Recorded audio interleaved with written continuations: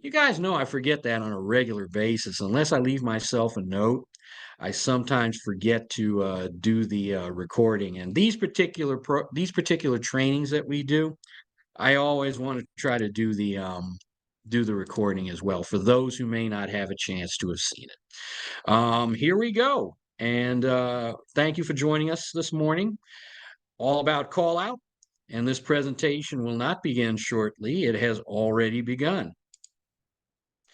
This morning's subject in All About Call Out is effective and efficient communications for call out and neighborhood communications in general. This training, if you are able to effectively talk with the city's dispatch center, you can send a message in a very effective and efficient way anywhere, whether that's with your neighborhood team or even if it's between two individuals out in the woods camping. The idea is basically to, as Jose said, communicate in the most effective means possible with the least amount of words as possible. Introductions. You all know me. I'm Chin Thomasangsi. I am a member of the LAFD CERT call out team. I play the role of scheduler around here and even general manager, I guess, of the entire team. So informal role, but a fun role that I enjoy anyway. I do assist in the process, and in addition to being in that role, I am the South Bureau coordinator, which is here in the area in which I am right now. I am at Fire Station 43, which is part of South Bureau. South Bureau runs from West LA through much of Mid City, Jefferson Park, takes a little turn down in historic South Los Angeles, continues down to the Harbor Gateway and into the harbor at San Pedro. So it's a rather large area I handle, and it's broken up into three battalions 6, 13, and 18. And how does it start? We're going right into it. How does effective communication start with us? Well, for most of us, and it should actually start for all of us like this, it should start on the neighborhood level. As a CERT member, you took the 7 classes, and it taught you many skills about disaster preparation, especially for an earthquake. As we always say, if you prepare for an earthquake, you're prepared for generally everything else, which includes riots, pandemics, floods, fires, all that kind of stuff. That was the intent of the basic CERT training. Now, I'm going to take a moment just to simply say, and I say this all the time, one, you should be active with your neighborhood team. And if you're not active with your neighborhood team, ask yourself why, or ask somebody else why. In each of your areas, you have a coordinator, unless you're the coordinator yourself. You have a coordinator who's there, who's always looking for people to work with in terms of training, in terms of coming up with activities and different things like that. The reason why I kind of dip down there, and for those of you who have been with me throughout all of my presentations, um, we want to take the fact that sometimes it's thought that call out is what CERT is. Call out is call out. It is a support mechanism that kind of evolved from our CERT basic program, but that's a secondary program. Your primary interest should always be in prepping for disasters and helping your neighbors prep for disasters, preparing your community, and all of that type of stuff. And a lot of the skills we talk about that come up into call out can start at the neighborhood level.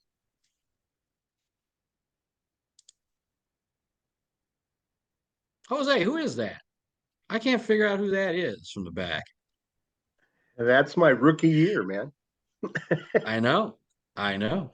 And this is a photograph of Jose Morataya prior to becoming a member of the call out team when he was still living in Battalion 18. He now lives in Battalion 4, which is a wonderful thing because he is the coordinator over there and doing great things. Jose was very active with us in on the neighborhood level. He got out to many things, and one of the things he got into very early was the basic communication. in the battalion. So he was part of that. So he came into this with some very basic skills. And now he's part of the call out team and again, a coordinator in the area, and he's still doing all of that stuff.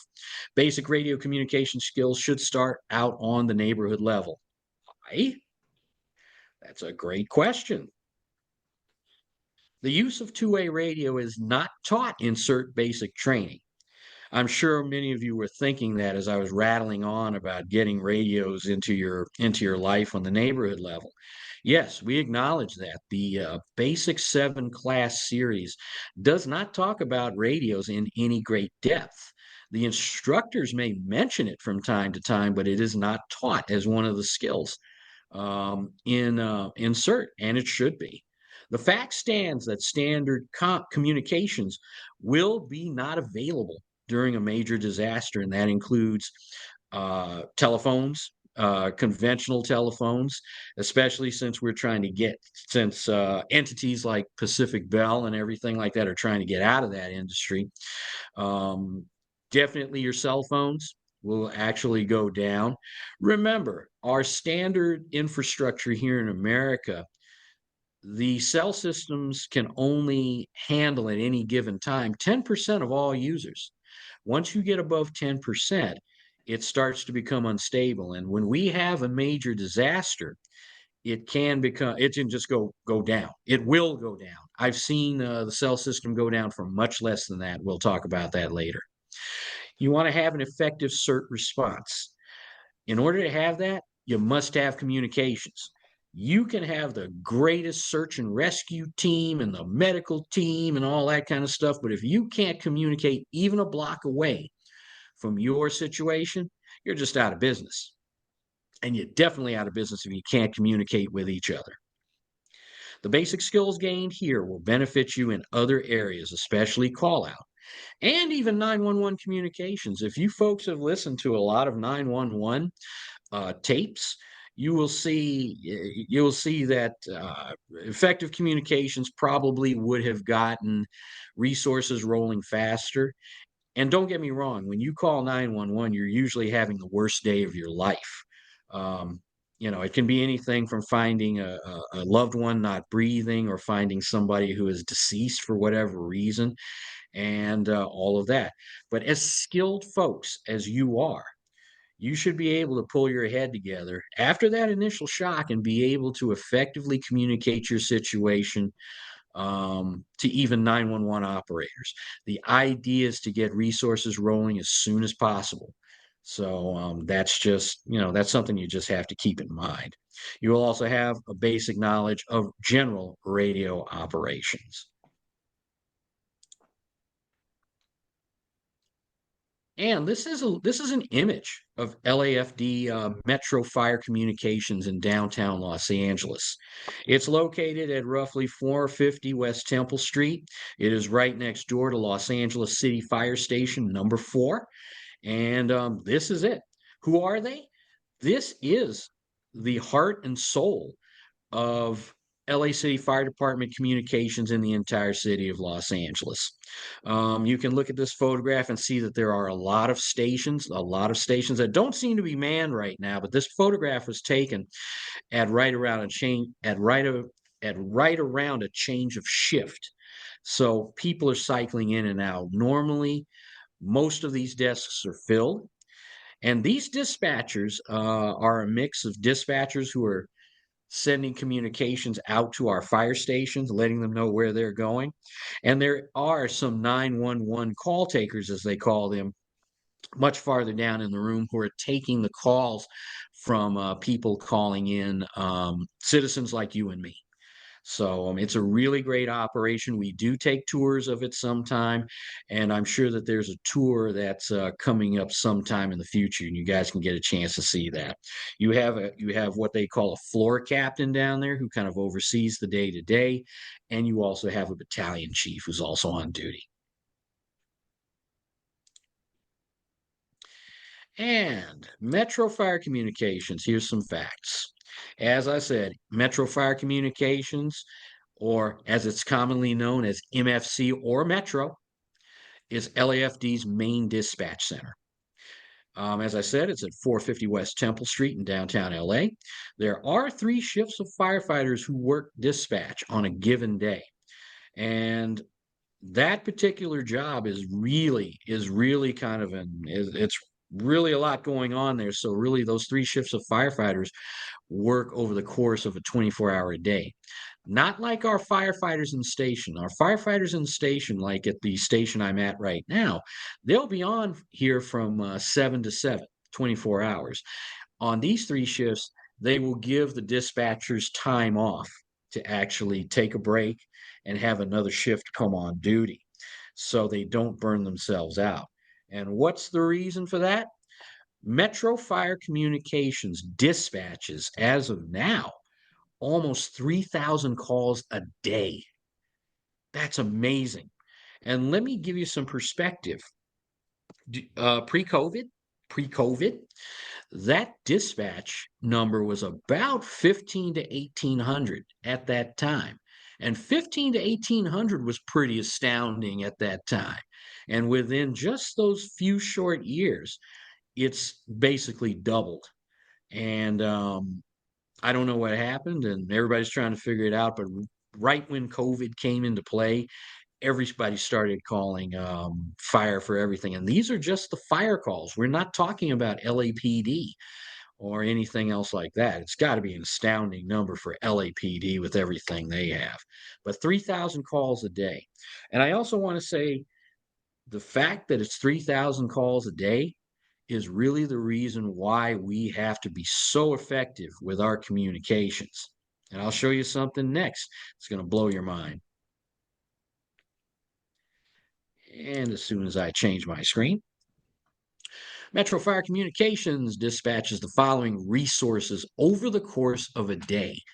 And I took time to list every resource that I could think of. I know that there's many that I'm missing. But take a look at this. Engine companies, truck companies, rescue companies, those are your rescue ambulances, chief officer units, that includes our command units, which take over really big incidents, and our battalion chiefs and our, everybody else that fits in that chief officer group. Inspectors who work inspector duty, like inspecting events throughout the city, uh, construction sites, buildings, and everything like that. You've got fast response units. Those are these next three, the fast response AP and TV units. They're kind of what we call boutique operations that have popped up in the last few years for LA City Fire. The fast response units generally work in, or at least they started out in the downtown area of Skid Row. They had a couple of different functions in which the fast response was supposed to be one. They're usually in a small light vehicle like a plug buggy or pickup truck.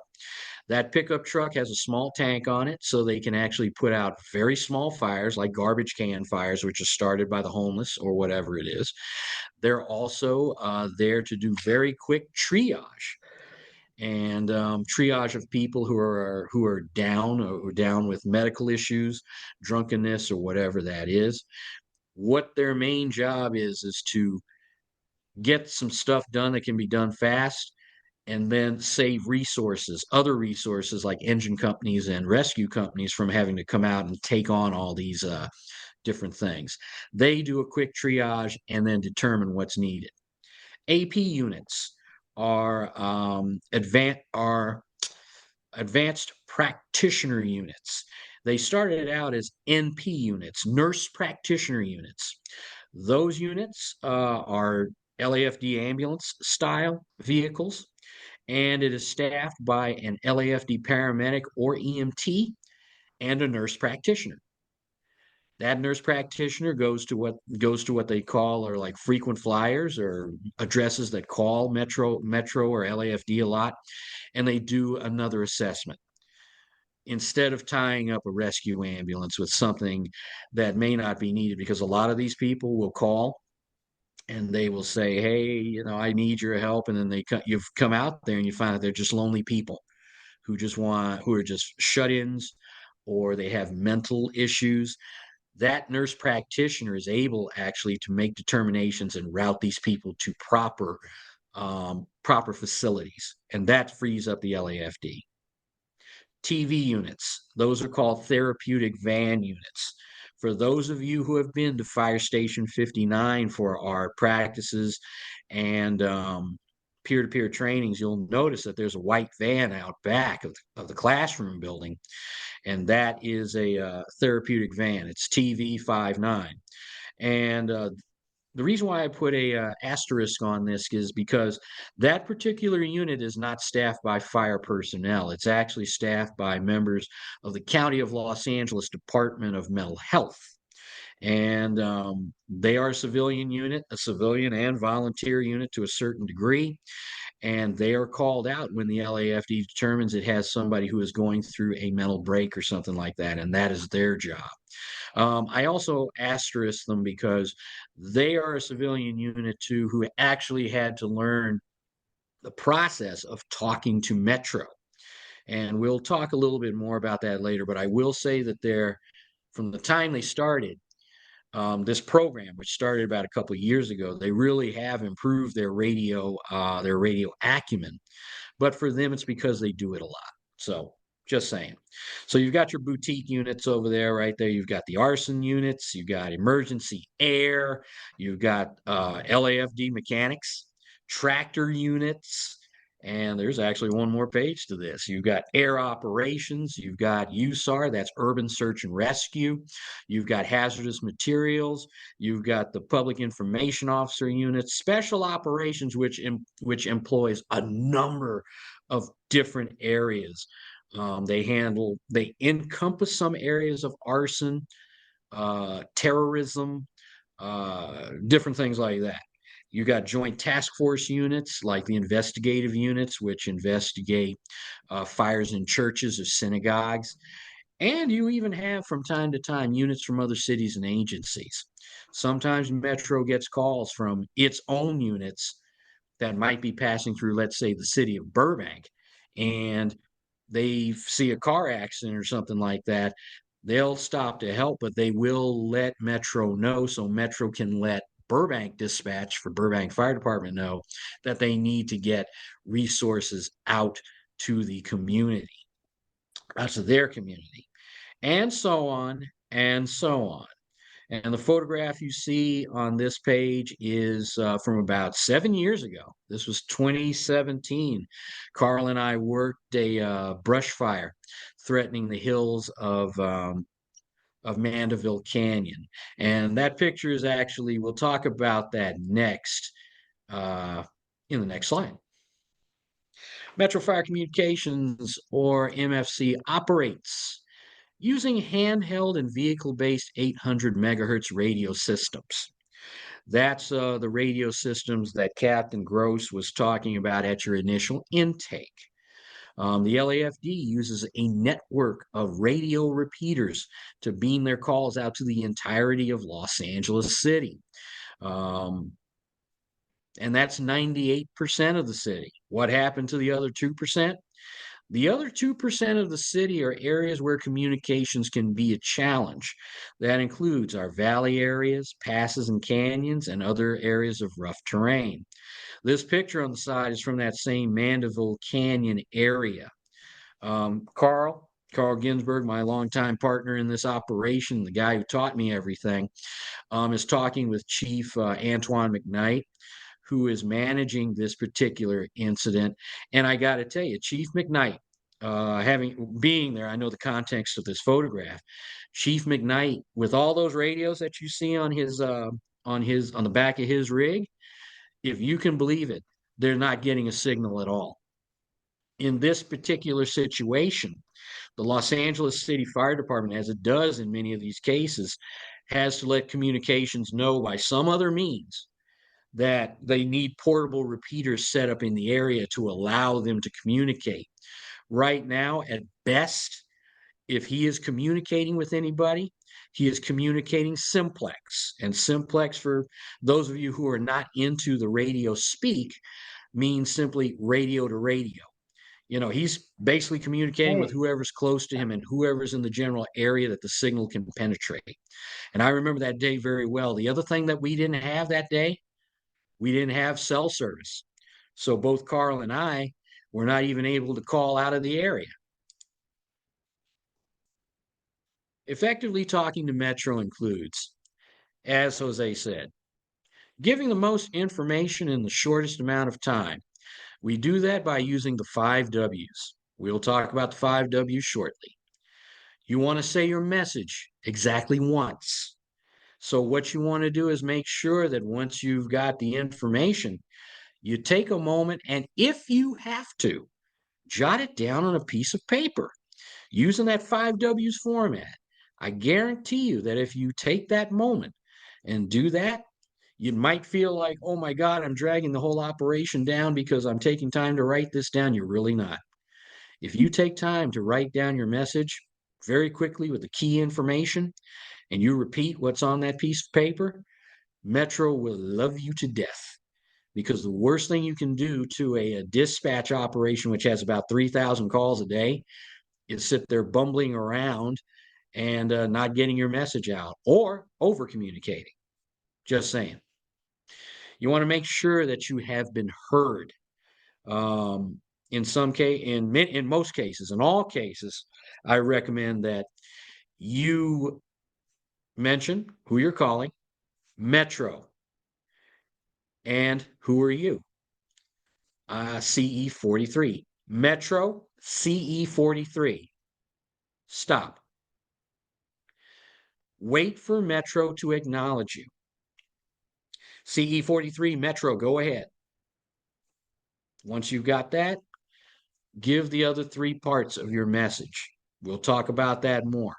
It allows you to make sure that you have been heard because sometimes you may come on the radio with Metro and you may not realize it, but you are doing what you're calling stepping on each other. You might be stepping on another engine company or whomever who is telling their story. You've told your story and you don't realize that you haven't been heard. It happens. And like we said, give everybody just the facts. Kind of a Jack Webb thing. Give them just the facts from Dragnet for those of us who are old enough to remember that. If there is any more of what we call the backstory, let Metro or whomever you're talking to ask you for that backstory. We'll talk more. And use the above to talk to any other entity. If you follow these rules, as we said at the very top of this particular presentation, you're all good.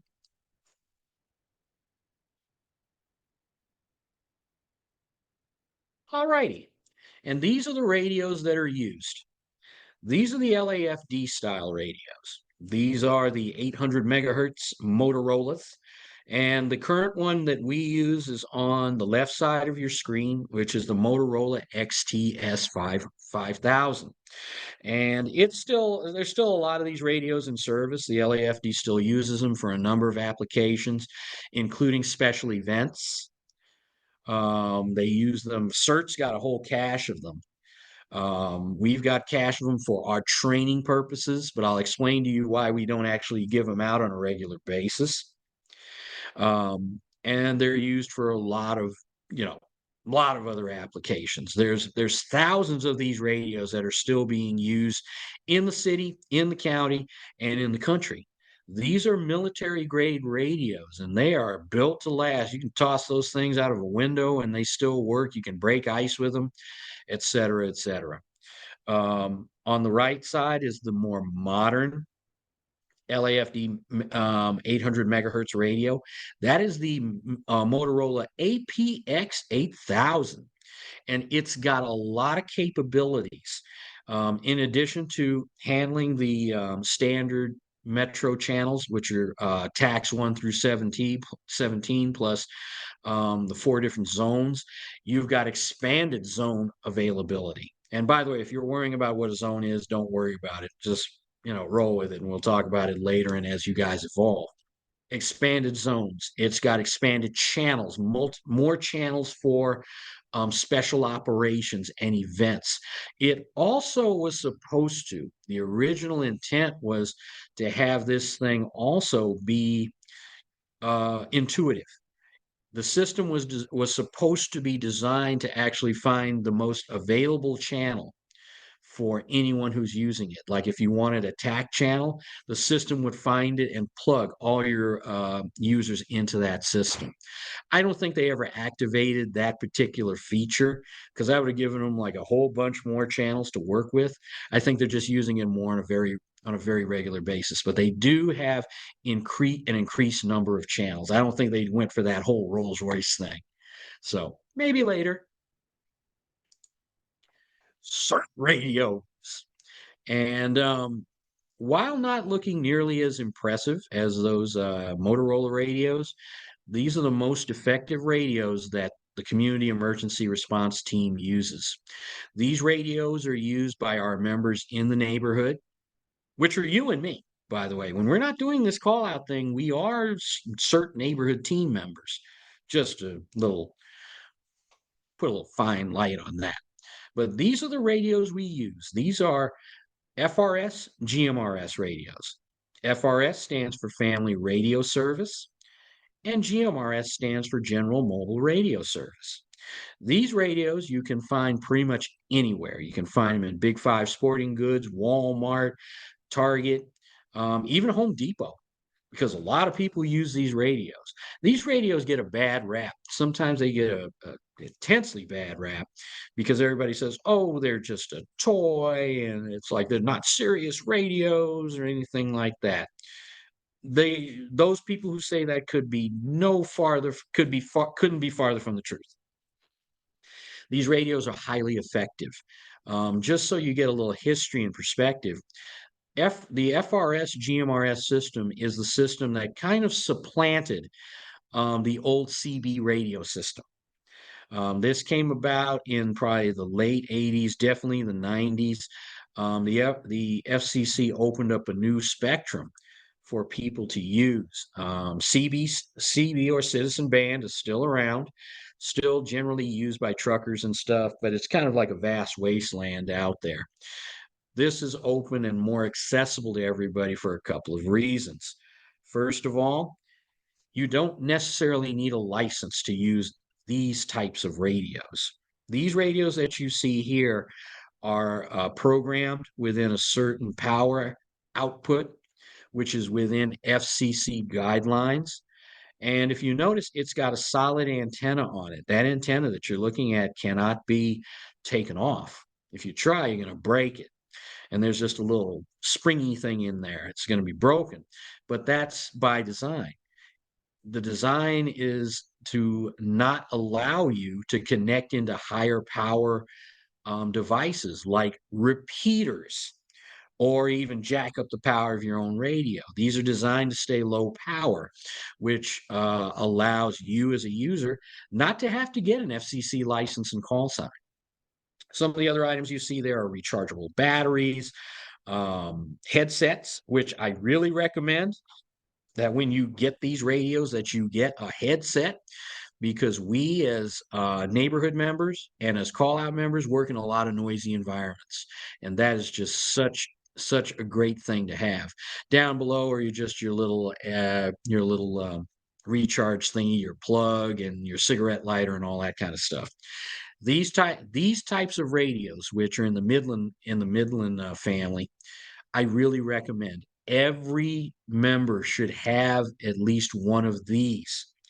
You folks out there may have like more sophisticated radios like the Bofang. I carry a Terra brand radio, everything like that. That's fine and good.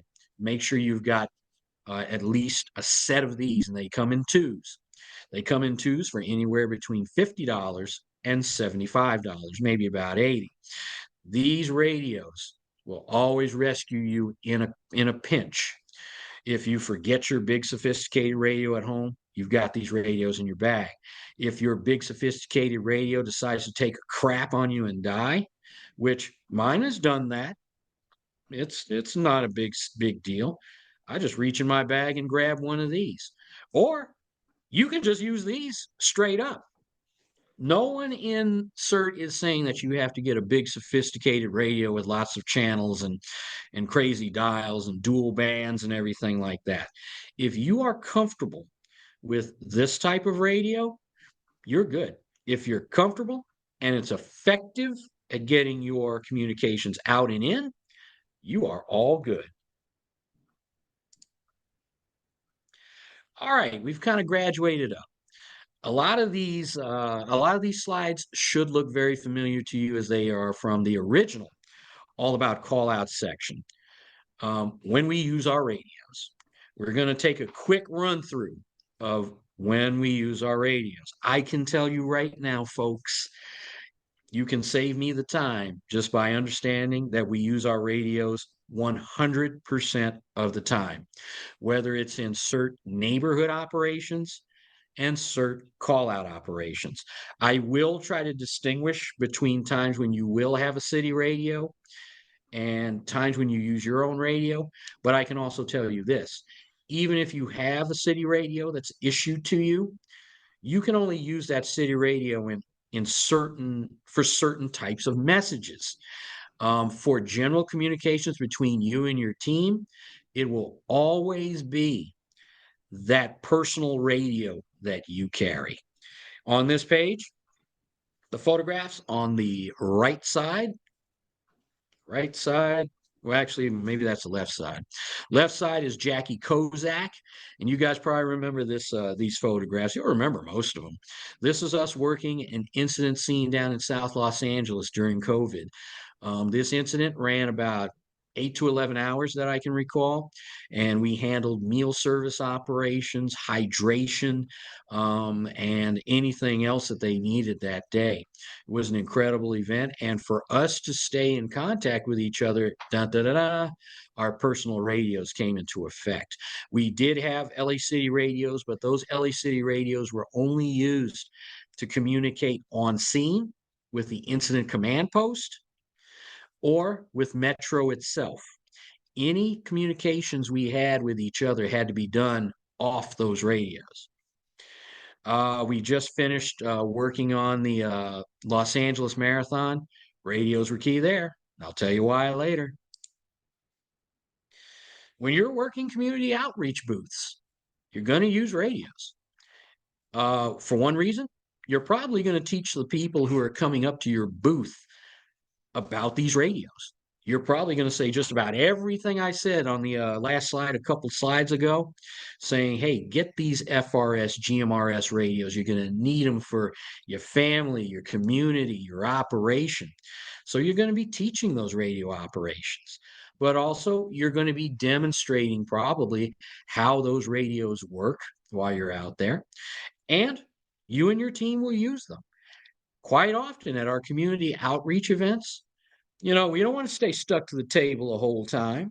We want to walk around and see what everybody else is seeing. In fact, next week, when you guys come to the Grateful Hearts Disaster / Disaster Valley Disaster Fair, you're going to hear all the music and you're going to hear everything going on, and you're going to want to see that. You don't want to be stuck to the table, and many times you don't have to be because you have a lot of members.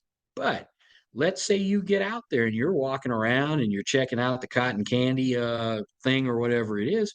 You might get a voice over that radio saying, CERT member from staging. Can you come back here? We're getting overrun with people. We need your help. Enter team communications. And for that type of event, I will tell you next week, it's going to be all resting on the shoulders of our personal radio systems. LAFD will not issue you a radio for that event. Hydration and food operations, as I just said. Many times we have to have our people go back to the rig and grab stuff while another member stays up close and tries to keep the hydration operations going. The worst thing, the thing that just makes you crazy is when you've dragged all of this equipment back to the place where your partner is, and your partner says, "Oh, I need for you to go back and get some more trash bags." And guess what? If you had had a radio on that one, they could have just simply radioed you while you're at the rig or somewhere in transit when you were still close and said, hey, before you come back here, bring some trash bags. Inter-team communications. Incredible. Weather wires down duty, which is kind of like today. I don't, as far as today goes, just to take a little break from the teaching portion. Right now I'm not seeing a lot of wind outside, and I don't know what you guys are seeing up in the valley. We'll talk about it later, but if there's not a lot of wind, I don't see us really being deployed, at least not immediately, unless something really, really big happens somewhere in the city. So we'll see how the day evolves. But on days like this, weather wires down duty. When you are working with your partner in these situations, sometimes you are not always together. In this case, on the left side, you see our rig 83s. It's down in the distance. You see the member over here. There might be a member on the other side of that rig, keeping an eye out for people and vehicles coming through the area. You guys are not always together, so you need to be able to communicate with each other without having to run away from your posted areas. Radio does that for you. And you do have your city radios on this, but it is not designed for inter-team communications. That is just communication with Metro. On the left side is my good friend Terrence Gomes and I working a power outage up in Hollywood, up in 35's area some years ago. And we're managing traffic that day. We're managing traffic. That is busy Vermont Avenue, like Fountain. So we definitely we were kind of split, but we had our radios on definitely on hand and ready to communicate at any given time. Area event operations, like large events, like the one that's coming up next week at Grateful Hearts Disaster Valley Fair. We're always going to have serious radio operations out there. It might be a mix. It might be a mix of issued radios. It definitely is a mix of city radios at the Taste of Soul, which is on your right side of your screen. It is a mix of using city radios and using personal radios. So that truly is a true mix of it. The city radios at the Taste of Soul, which takes place in the Crenshaw district each and every year, allows every one of our medical tents. If you look at this photograph, we're in front of one of the medical tents. And our members that day are assigned radios that are designed to talk to the event staging area, which is about a mile southwest of this location at Fire Station 94. We do have communications back and forth via the city radio to the event staging area, but still, inter-team communications is still governed our by our personal radios. At the event on the left, the Mid-City Arts Festival, it was all FRS GMRS. It was a small footprint, and it was very easy to manage. And for those folks in that picture, you see our CERT people. I was the general manager of that particular event. I had worked with the event, set up its emergency services design, and what we did that day, in addition to all of us having our radios, we issued our security force and our EMT GMRS, FRS GMRS radios to use on that day. And we had our own interlink system, which worked very well. We use them during fire patrol.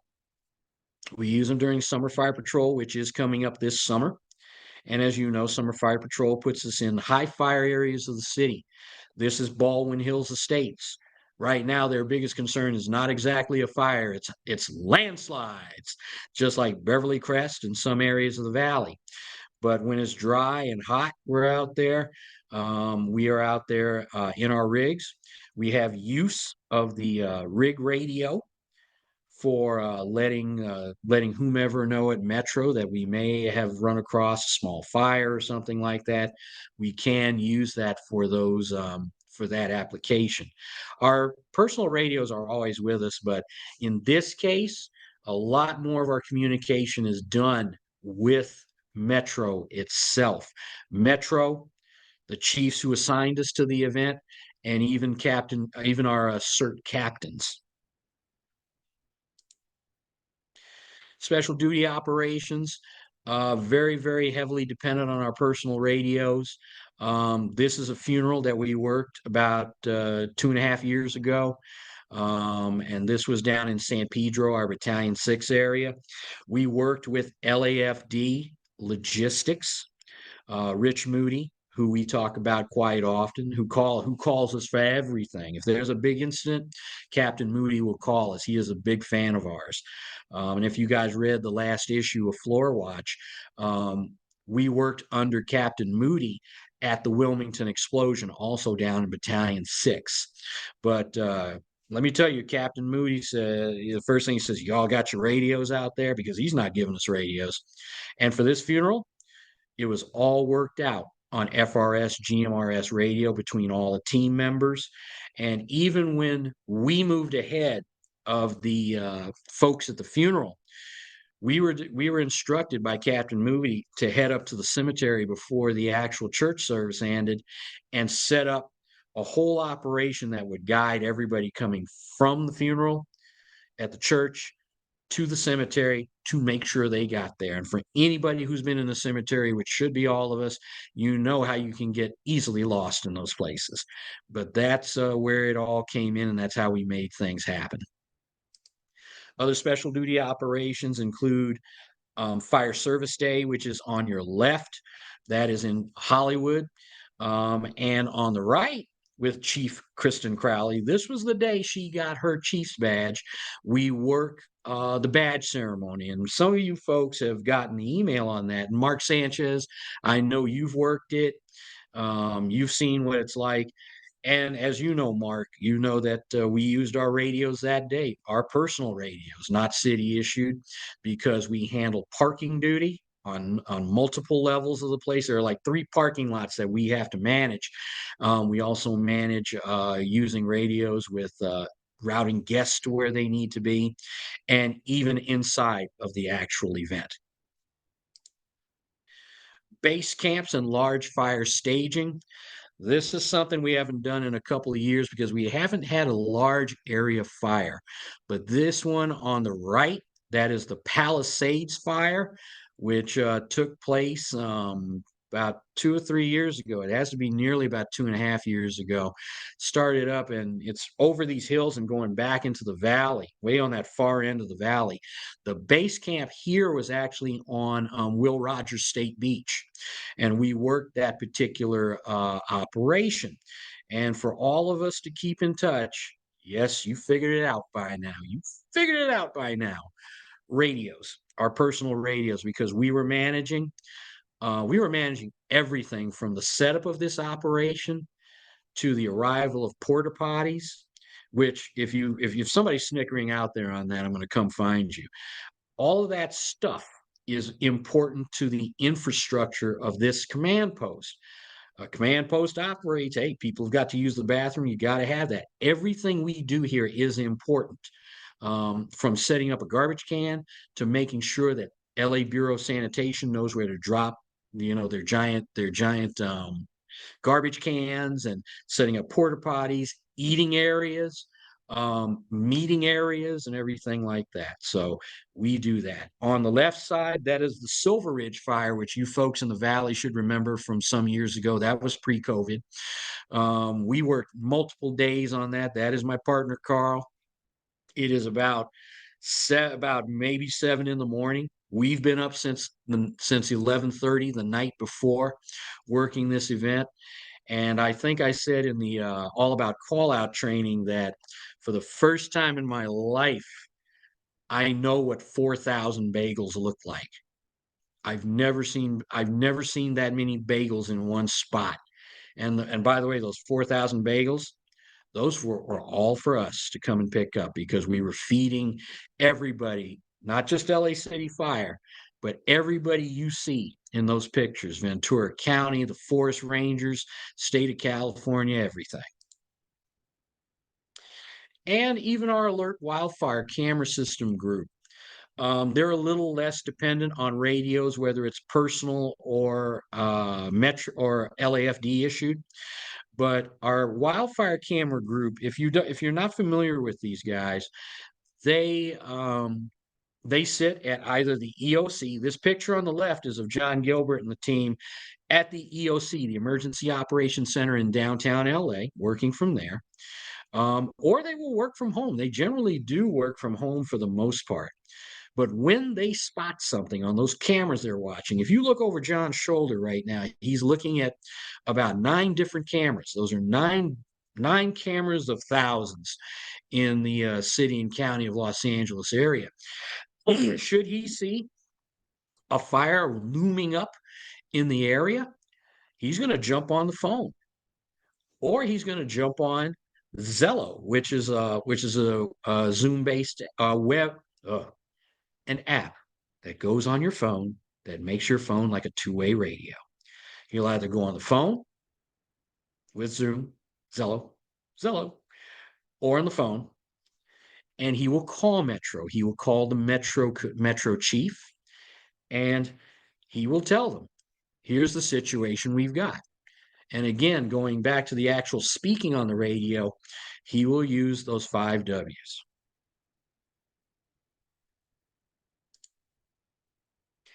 And fire station security. And I'm here at the station right now.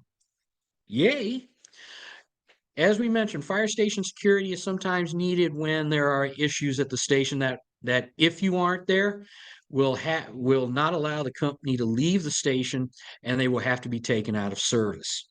One of the biggest issue is always those sliding doors that you see way up at the front. They always come off track and they get messed up. And what has to happen is if the company can't kind of do like a quick fix and get that thing back on the track, which they can most of the time, they have to call General Services downtown. And the General Services group downtown, General Services Department comes out and it does everything everywhere. It takes care of every city building, not just the fire station. So it can be a long wait. So sometimes those captains or those battalion chiefs will say, "Hey, let's get a CERT team out here. Let's maybe have a couple of them come in and just do security on the station, and we can get back into business." And we are always happy to do that. Um, is it babysitting a building? Absolutely. But again, rest easy in the satisfaction that you have allowed that resource, in this case 43s. If I come over with my partner, Ben Skirker, whoever's on the duty list that day, and we sit here for a few hours and wait until GSD comes or the company comes back or whatever it is, we've allowed that company to go out and respond to somebody with difficult breathing or a cardiac situation or a house that's burning up or something like that somewhere in the district. Because if they're not able to do that, another resource has to come. And that's okay, but it takes them a few more minutes. And that few more minutes can be the difference of life and death or saving somebody's treasured home and the possessions within that home. So there you go. With fire station security, communications are generally dependent on using your Metro radio, or as I change the slide. Um, wow, I should have done that a little bit better. But I'll get back to what else it's dependent on in a moment. Call that a TBA, to be continued, TBC. Some of the calls you can get that are kind of like non-classifiable, as I like to say, are still alarms. Still alarms, as may have been explained in the initial training, are calls that you kind of happen upon. And I will say this, a still alarm can also happen at the station while you're there. I'm tying it back to your job in fire station security. You actually may find a still alarm that comes right to your door. So everything's kind of tied together. But let's say, for the sake of argument, that you guys are out and about. You're out with your partner and you've just worked a major fire. let's say you've worked a major fire up in Hollywood and you're on the 101 freeway heading back to the station, and you run across the picture on the left. You run across a car that's gone right into the sidewalk. And you're kind of like, oh, check that out. I will tell you guys, just so you know, you can't just drive past there and keep going. As probably was explained, or maybe not just yet, if you see something like that happen, a car stalled out on the freeway or even a street, car that's gone into a wall or something like that, you're going to pull up behind that particular vehicle or somewhere around that vehicle and find out if the occupants of that vehicle are okay. Or let's say you found this car completely abandoned. You'll pull up behind it and it's like, oh my God, nobody's in it. You'll radio to Metro and say, Metro, Metro CE43. CE43 Metro, go ahead. Metro CE43. We're at the off ramp on the eastbound side of the 10 freeway at Crenshaw. We have an automobile into the center wall. No occupants. It's abandoned. Please dispatch Highway Patrol. There you go. That's a still alarm. And a still alarm, by the way, is basically an incident that you come up on that, as far as you know, hasn't been reported because there are no emergency resources there. So you're reporting it. You're reporting that still alarm. You can have a still alarm if you come across somebody who's experiencing medical distress. Let's say you're driving down the street. Let's say you're at, Venice and Western, and you see a woman who's clearly in distress, who's touching, got her hand up like this young lady, and then she falls to her knees. Obviously, you're going to jump out and try to say what's wrong and try to do a quick triage on this person. But you want to radio that in. You want to say Metro, CE43. CE43 Metro, go ahead.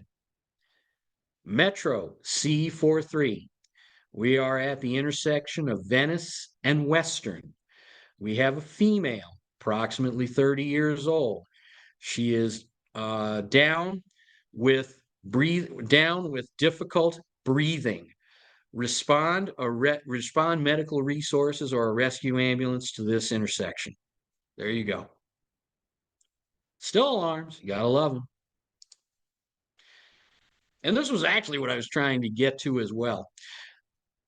It's also in the still alarm category, like I said.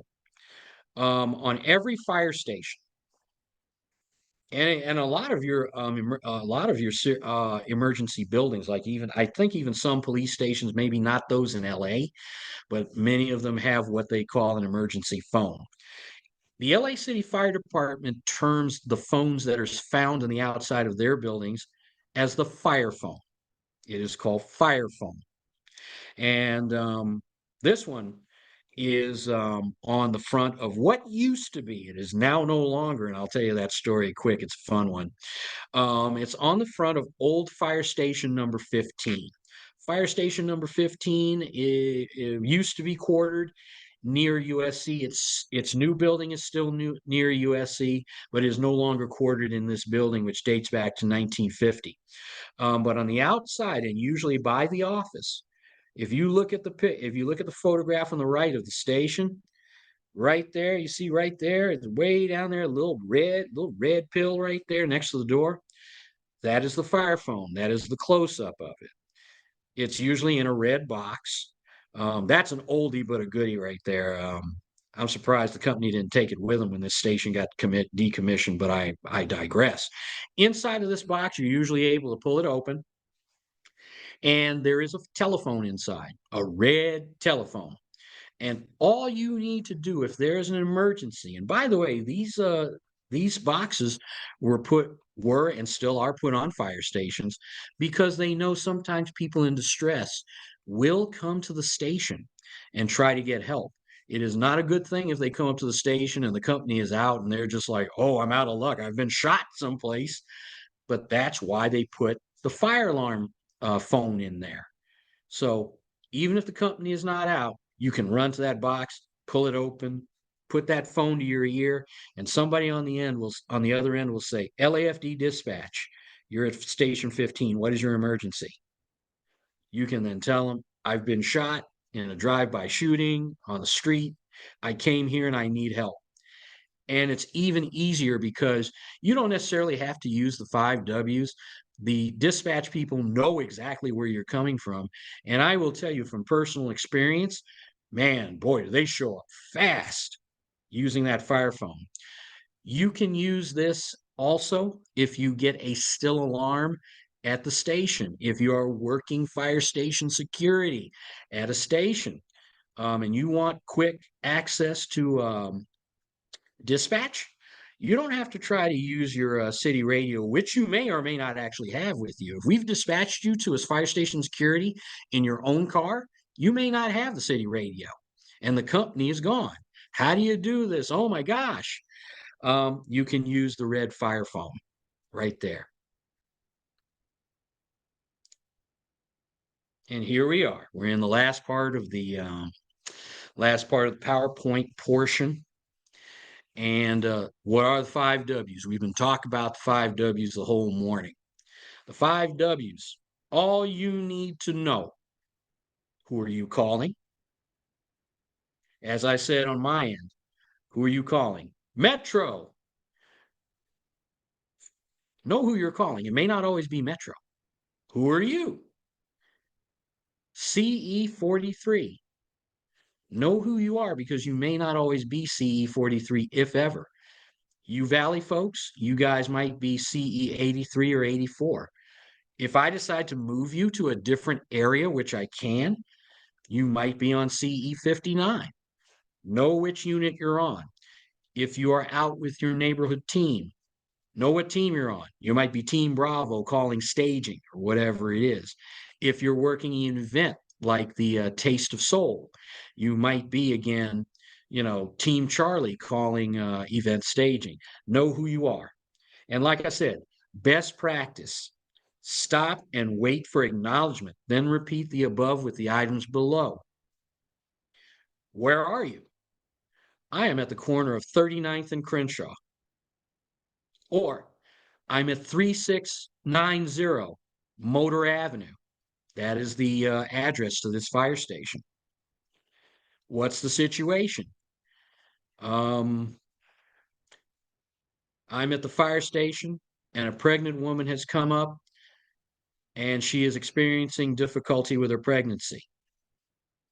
There you go. What resources do you need? Be ready to tell them what you need. A rescue ambulance, an engine company, police, whatever. I'm going to stick on this screen for a minute because I want to intercept some things my learned colleagues might say to this. Some of my learned colleagues would say, you can actually do this by going straight down the list. What they mean is they don't necessarily think, especially with Metro, that you have to stop and wait for acknowledgement. And guess what? They're not wrong. You don't necessarily have to do that. I can get on Metro right now, and if it's clear, I can do this. Metro CE43. We're at the off ramp of the 10 freeway at Crenshaw headed eastbound. We have a car into the center divider. Car is abandoned. Respond CHP resources. You can do that. You can do that.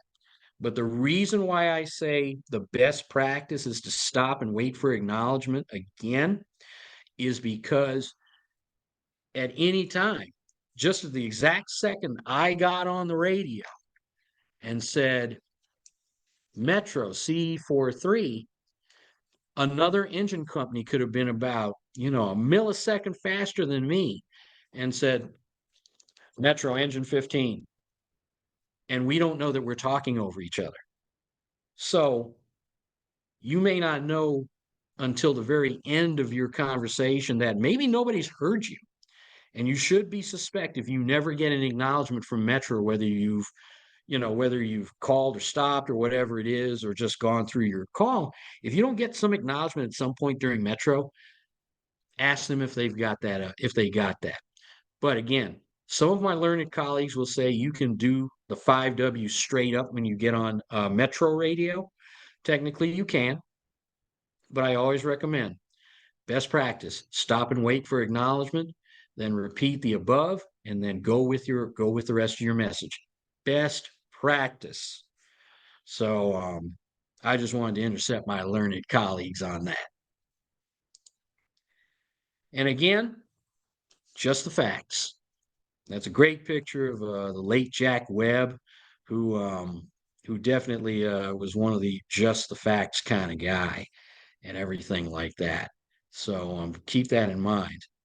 Now it's almost communications time, but I realized I wanted to tell you something that was kind of fun.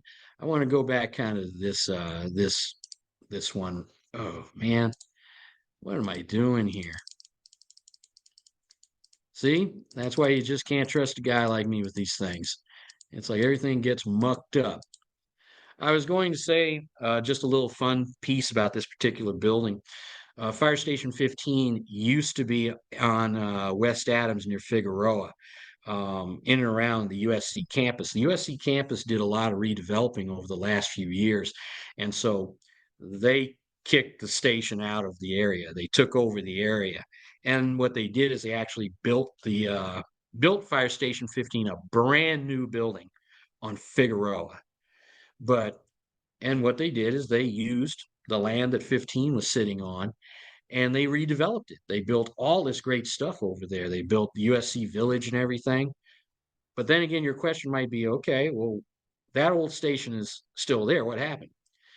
They actually lifted up the station in its entirety, moved it 3 blocks east, past the Shrine Auditorium, and planted it there. The old Fire Station 15 is now the USC Audio Video Production Laboratory. And it's quite an amazing thing of what they did with repurposing this building. The old building is still there. It looks pretty much like it did when it was a fire station. Just, it's just got, computer and stage areas and stuff. And that's kind of a fun thing. I wanted to kind of take that and have a little fun with it. All right, it's almost communication time. I'm going to stop sharing the screen. And all right, we had 10 people here. It's like I lost somebody. Oh, or maybe not. Let's see who we've got. I lost somebody, but no worries. Who did I lose? Oh, my buddy Jose, he took off on me. All right, whatever. And everybody, feel free to unmute yourselves.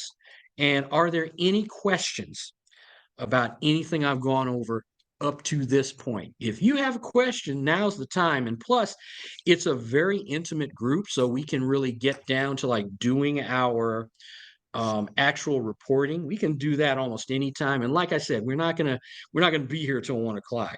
We're probably not even gonna be here until like 11:30 if I can get away with it. Questions, comments, editorials, anybody? Hey Chief, I just want to say thanks, man. You covered all the bases using a baseball analogy, and I think you did a great job, man. I don't have any questions at this point. Okay, then what we'll Thank you, do Chief. with you guys is we'll get you guys reporting some situations and stuff. I'm glad, and Freddie, I'm glad you feel that way with me. And by the way, Freddie is one of my guys out of Battalion 18. We are on the radio daily with each other, and it's like if that makes you all weird, it's like wow, it's several of us. We have a daily check-in that we do every day at 7 o'clock in the morning, 1:30 and 5:30 in the afternoon. We've been doing it for many years, and we've pushed it to 3 practice sessions and reporting sessions just before COVID. So anybody else got any questions? It's like I'm here for you. And it's like again, it's a very intimate crowd. So it gets harder to answer questions when there's a lot of people. So take advantage of me now.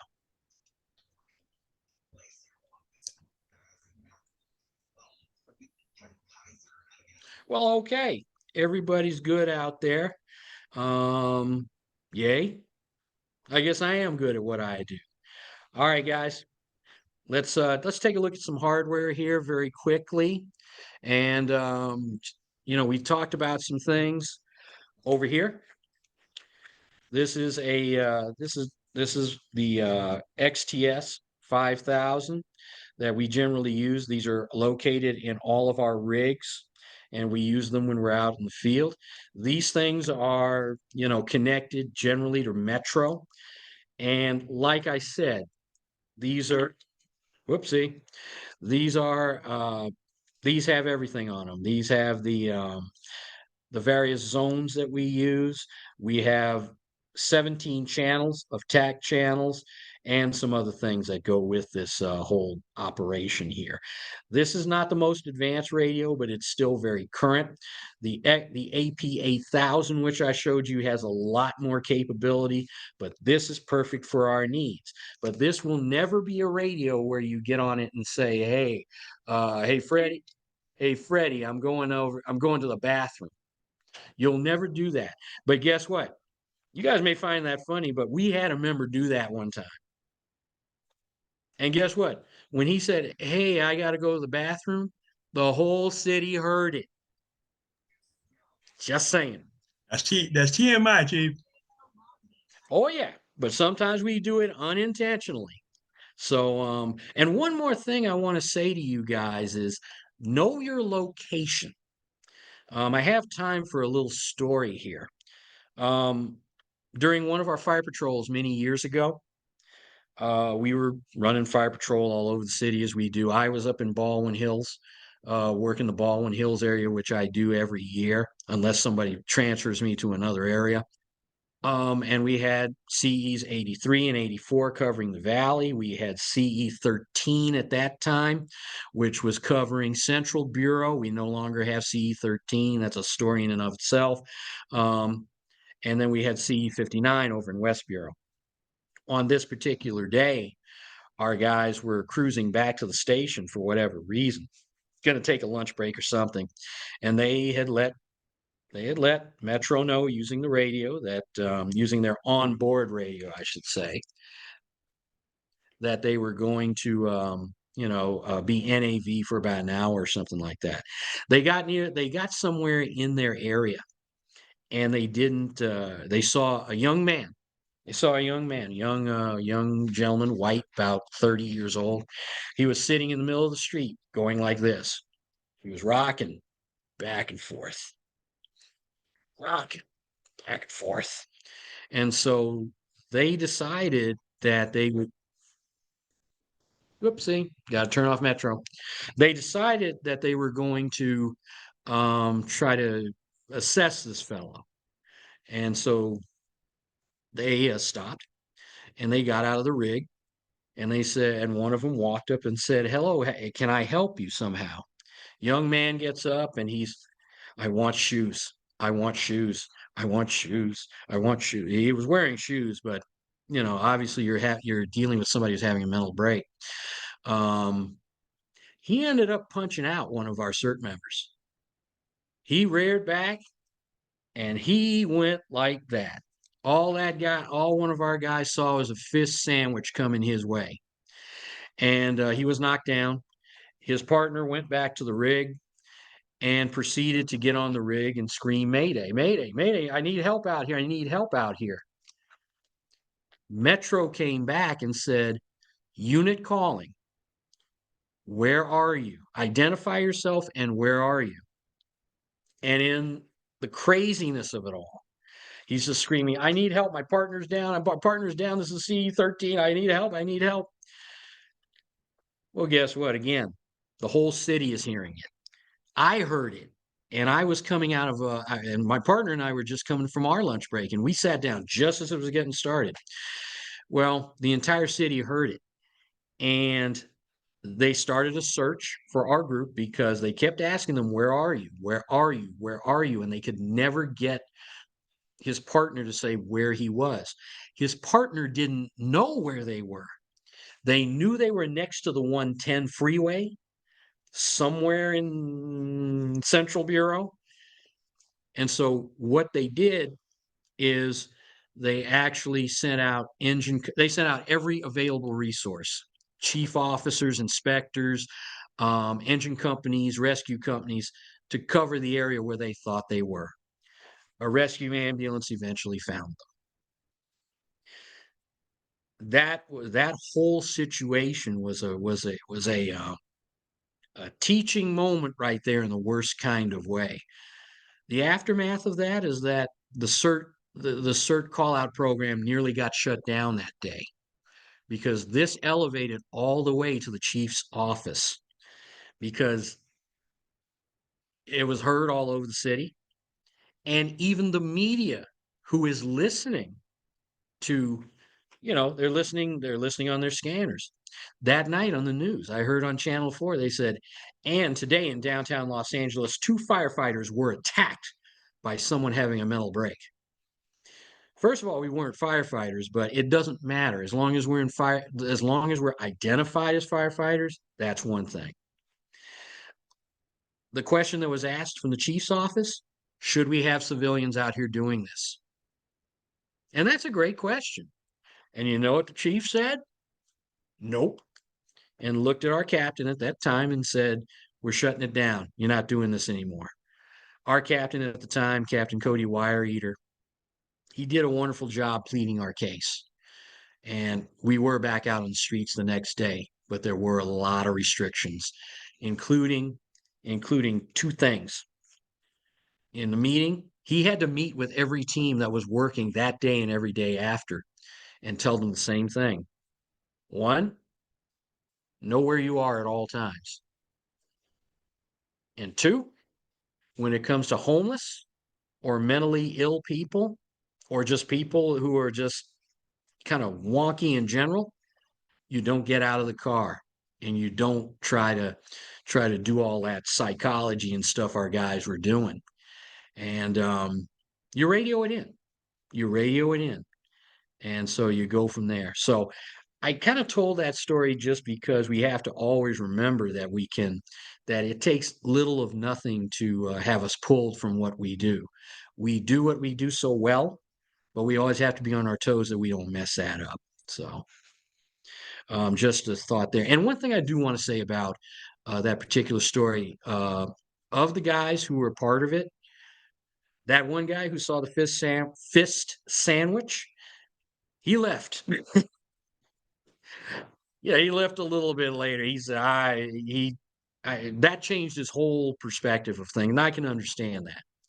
His partner is still with us, and a really great guy that I work with all the time. And if he were here, he'd tell the story because he understands. He understood how much of an important moment that was, an important, not great moment, but he's a good man. And he shares that story and acknowledges that they got overconfident and they messed up big time on that stuff. So just a story. Questions, comments, editorials. All right, guys. All right. What we're going to do is we're going to take a break for about 5 minutes. And at 10:30, we're going to come back here and we're going to do some practice. Here's what's going to happen, guys. For the 9 of you who are here, really the 8 of you, and this is great. I'm gonna do what we do in our little NTP, in our little neighborhood team program, drill sessions when we do exercises. I'm gonna pick one of you. I'm gonna pick each one of you, and I'm gonna run you through 3 different situations that you need to report. Now, had you all been here with me live at the station, we'd have some fun, and I'd have you sitting in the rig outside. I'd have you walking around the station. I'd have you out front. Not going to happen. And it's good because it is raining pretty decently here, so no need to put you out on the road for this. But I'm going to get you guys, and I'm going to give you at least 3 different situations that you're going to report on. Most of them might be to Metro. Some of them might be to other people, like event staging, or your bureau coordinator, Christy Adair, or whatever it is. We're going to work some things. And the way we're going to do it is I'm going to tell you a story. I might be a little long-winded, but here's the thing. Remember I told you guys bring some paper, some scratch paper? As I'm telling you the story, take the most important parts of that story out of the story I'm telling you, because I'm going to give you way more stuff than you need. Put them down as your 5 Ws, and then go from there. Are we all cool with that? Fingers up? Yeah. All right. Let's take a 5-minute break, and I'm gonna go get some water because I've been yammering on, and you guys know I'm capable of doing that. And there we go. So I'll see you guys back in 5 minutes. I'm gonna go black for a minute.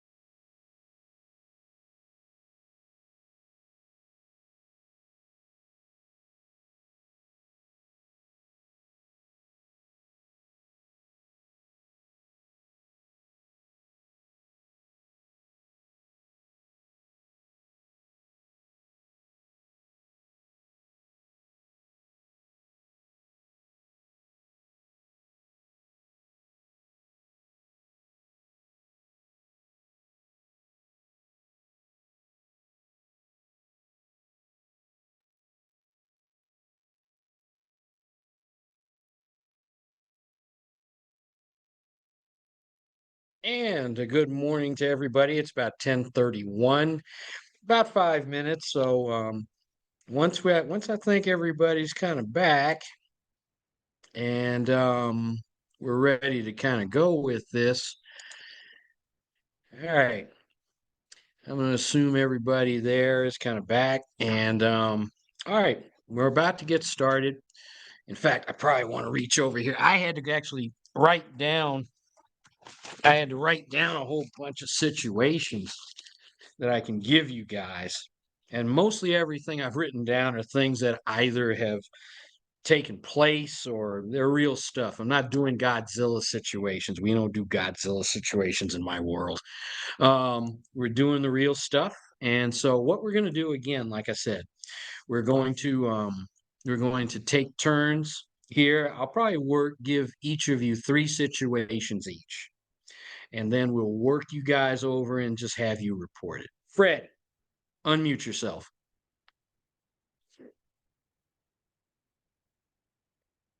Check. Yeah, Chief. Chief, I got to take off at 11, sir. All right, then I'll move you right up here. Okay. Move you right up here. And by the way, Freddie's one of my guys, and we're on the radio all the time. I said that already, right? Because you guys are about to think, oh yeah, he's from his area. He's going to show us how good he really is. May not be the case. And even Freddie agrees with that. Here's one thing I want to tell you guys. A lot of us may be on the radio a lot, but doing the kind of reporting that I just did for you in a couple of those sessions, that takes practice because we don't talk like that. I don't walk up to Freddie and say, Freddie, Chin here. Hey, I'm on your porch. My situation is, can I come into your house and can you unlock the door? We don't talk like that. So it takes a lot of practice to really get like that. And I will tell you that some of our guys who are on the radio, whether they are ham trained or just GMRS and do it a lot, it's like it takes time to acclimate to this style of speech where you're saying Metro CE43. CE43 Metro, go ahead. Metro CE43. I'm at the corner of Lafayette Road and Venice Boulevard. We have a person down in the crosswalk, hit by a car. Respond police and fire. That takes practice. That takes practice because a lot of things happen in which people want to tell you the whole backstory. It's like I was walking down the street and then he came, he jumped out of the bushes, ran across and was hit by the car. We don't need to hear all that. So, your tasks, folks, your tasks are that I'm going to give you. I'm going to give you at least 3 situations each. And I'm going to tell you probably slightly long-winded story, and you're going to have to extract from that scene I'm laying out for you what you need to report. And we'll talk about how you report it if you're in your vehicle, how you report it if you're working an event, how you report it if it's just between you and your partner, or if you're talking to the LAFD who might be on your system. We'll talk about that. All right, Freddie, you're up first since you've got the tight schedule. And yes, I know I've known Freddie a long time. He's doing about 4 different things today alone. So, all right, Freddie, you're up. Are you ready to roll? I am, Chief. All right. Let me see. Your first situation. Ooh, I kind of like this one. All right, Freddie. I've assigned you the fire station duty here at Fire Station 43. Situation is that, oh man, early in the morning, station woke up. They opened up those doors and that door flew right off the track. And they've been trying to work on it for the last couple hours, trying to get that door on, and they just can't. And dispatch downtown and their battalion chief said, well, you can't make this happen. You're going to have to close. It's like, well, what can we do? It's like, call a CERT team. Let me call Captain Rico Gross and see if he's got anybody that can come over here. Captain Gross calls me. What's up? We need a team at Fire Station 43 to handle station security. Who's on duty? I look at the list, and it's Freddie and Mona Garrett, who is one of our members here. So I tell them both, here's the situation. They get to the station. Captain greets them and says, "Hi, how are you? Thank God you're here. Guard the station. Make sure that nobody comes in through those apparatus doors. And and we're going to go out. We're now going to go out. We've got some inspections to do, and we've got some hydrants we need to test in the district. If you need us, call whatever it is." They've left the station. They're out. So you and Mona are out there chit-chatting, which I know those two. Mona and Freddie, they chit-chat all day, but that's generally all of us. While they're standing in the doorway, a car comes up right up to the apparatus door, and you're like, what's going on here? You can't park in a fire station driveway like that. And out comes a woman, a young lady.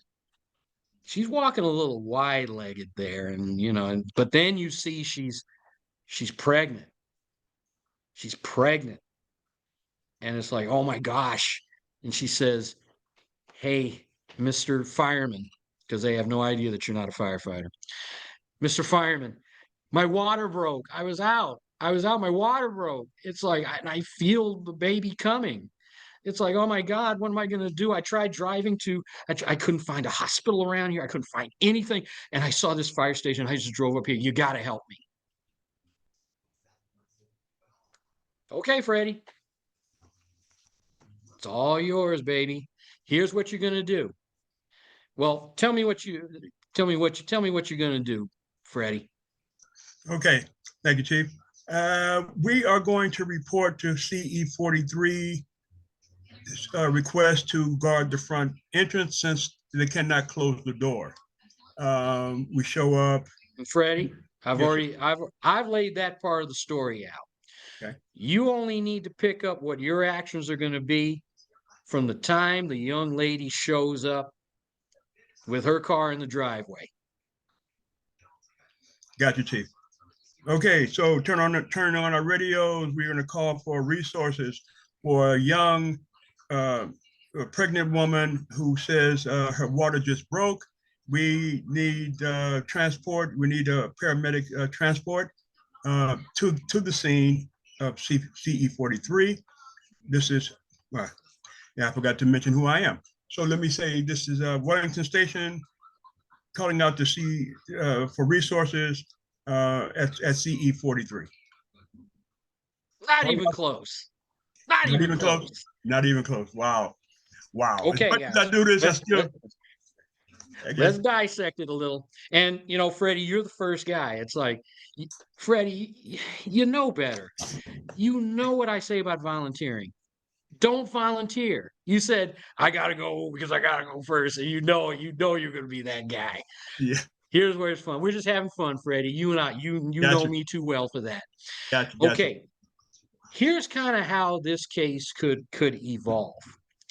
I was going to say to you, Freddie, I sent you to the station you didn't ride in CE. So you don't have your radio. You don't have this bad boy with you.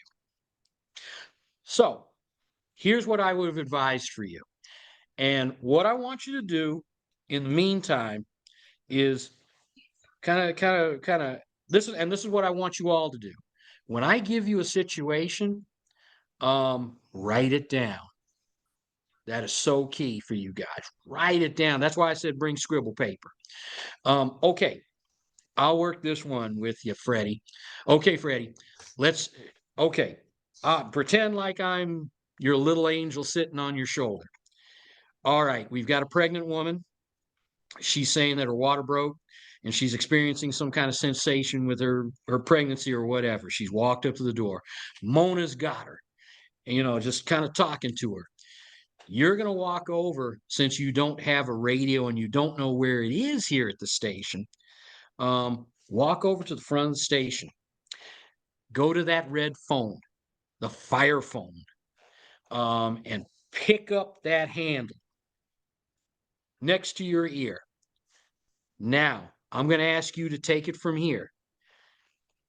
I want you to report exactly, using the 5 W's, exactly what this situation is and what you need. We've got you to the phone. It's at your ear. The operator on the other end has said, LAFD dispatch. We see you're calling from the fire phone at Fire Station 43. Go with your emergency. Okay.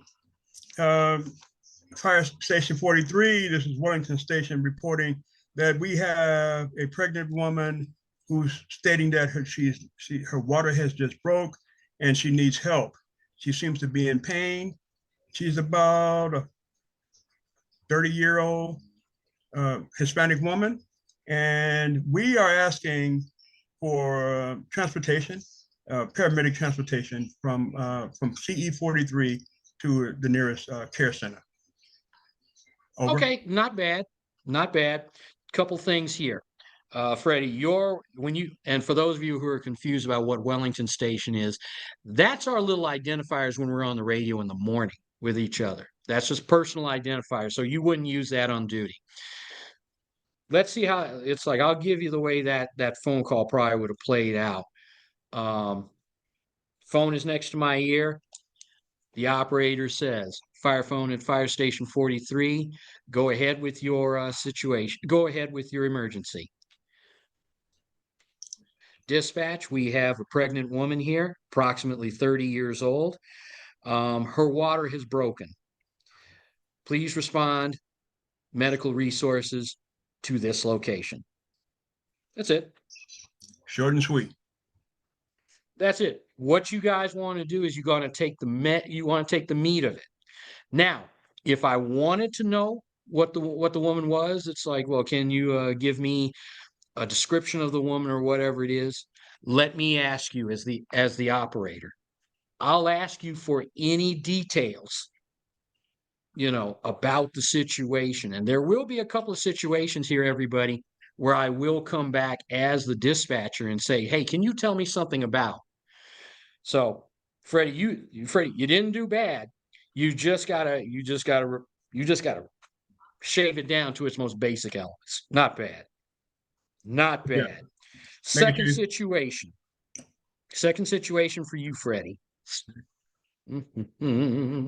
Da, da, da. Ooh, here's a good one. You're on fire patrol, Freddie.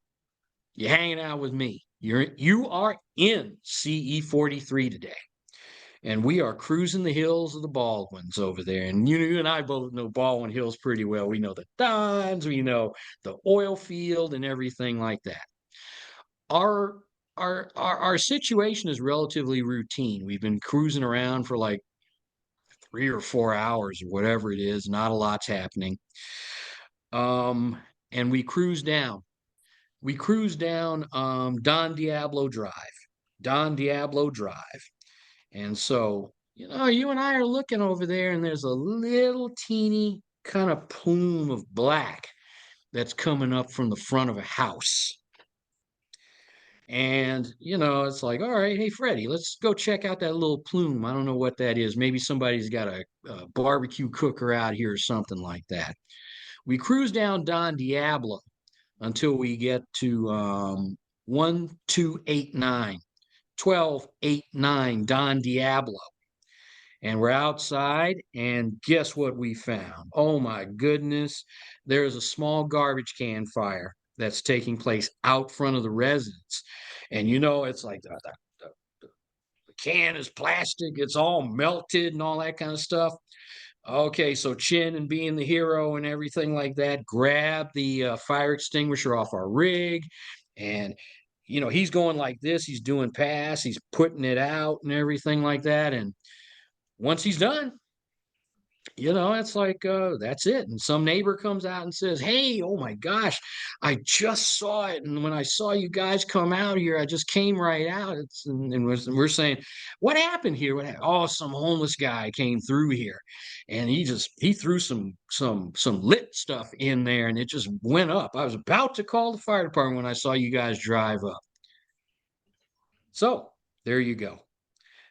This is your situation to report. And let me put a back end on that.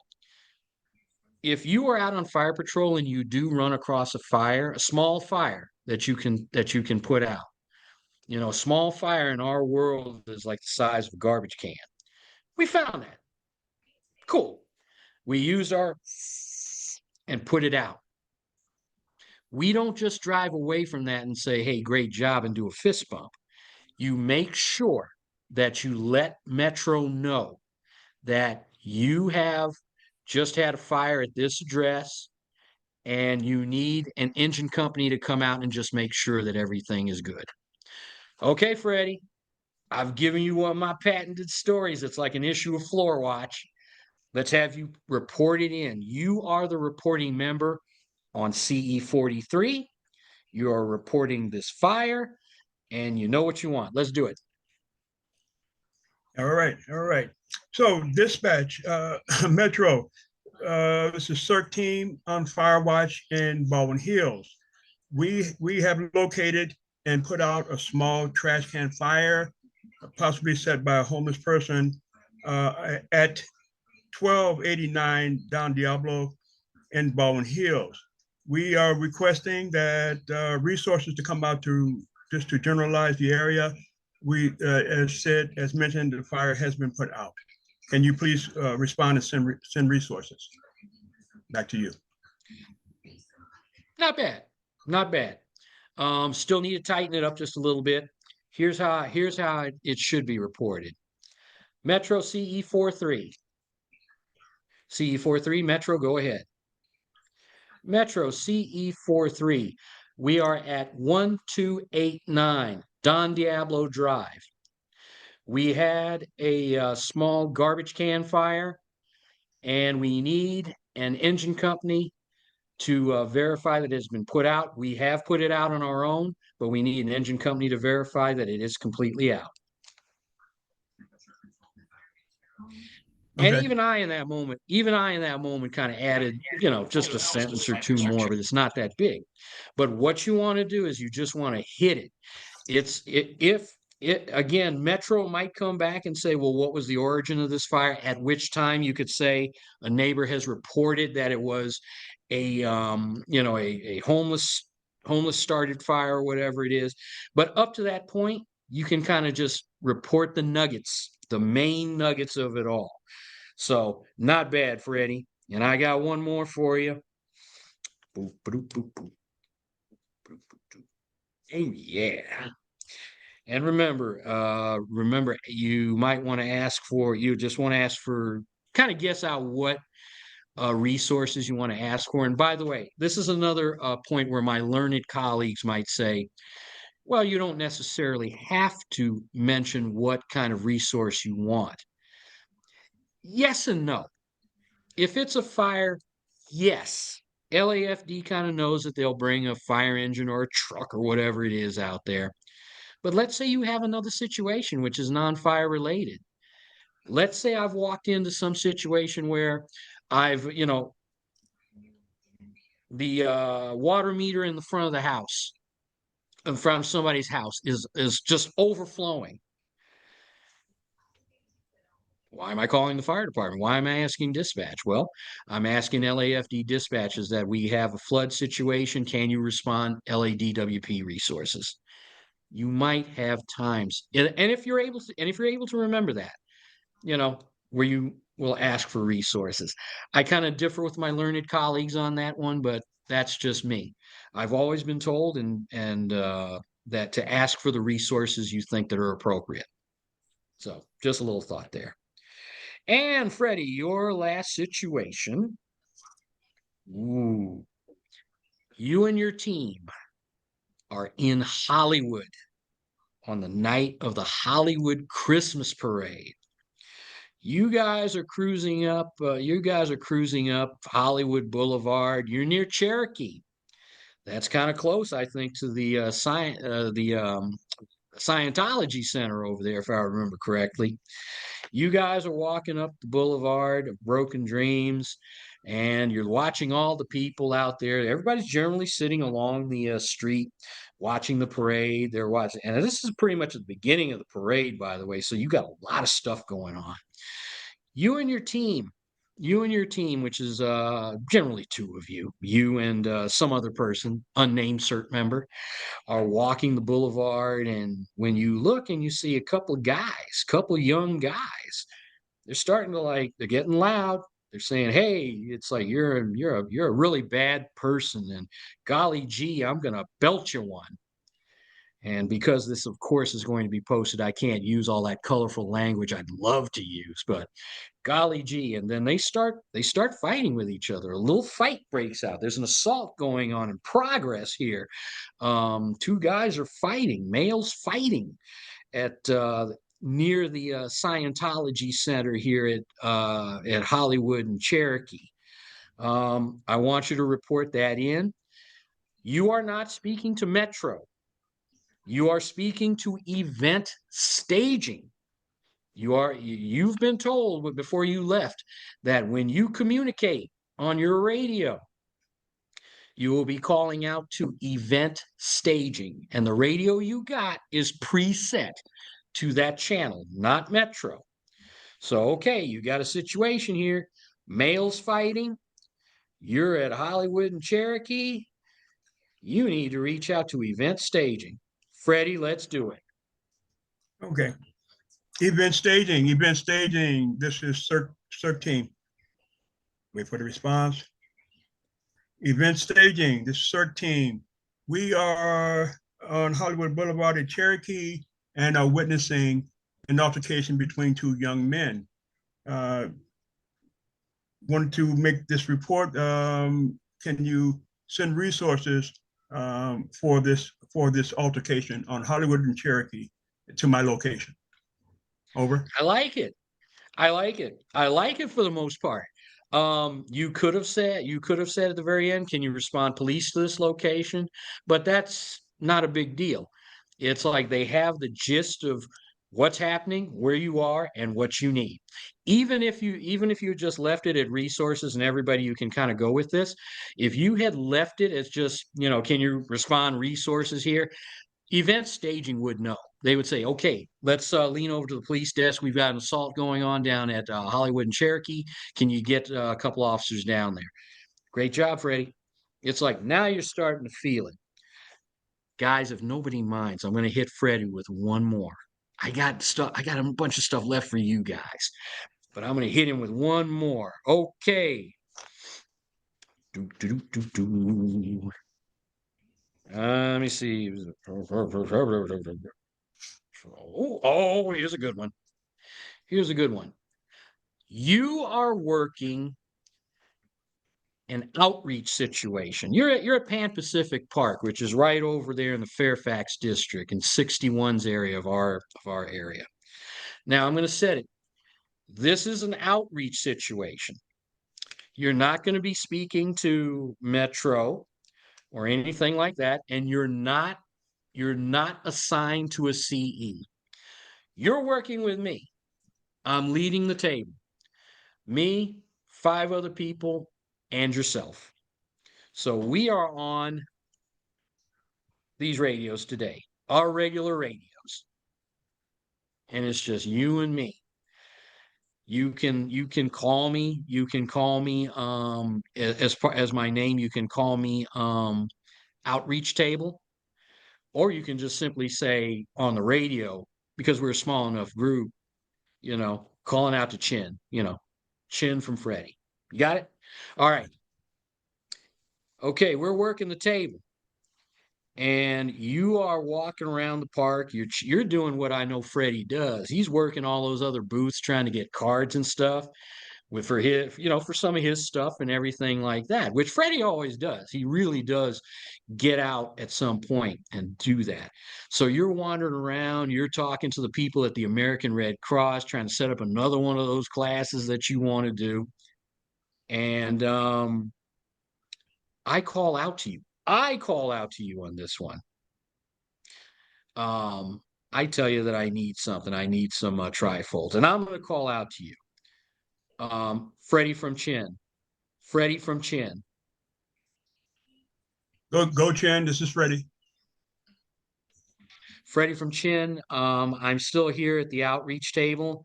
I need for you to go back to CE43 and grab more trifolds. Grab more trifolds. Roger that, Chief Chan. This is Freddie. We will be reaching out to CE43 to grab more trifolds and bring them back to staging. Over.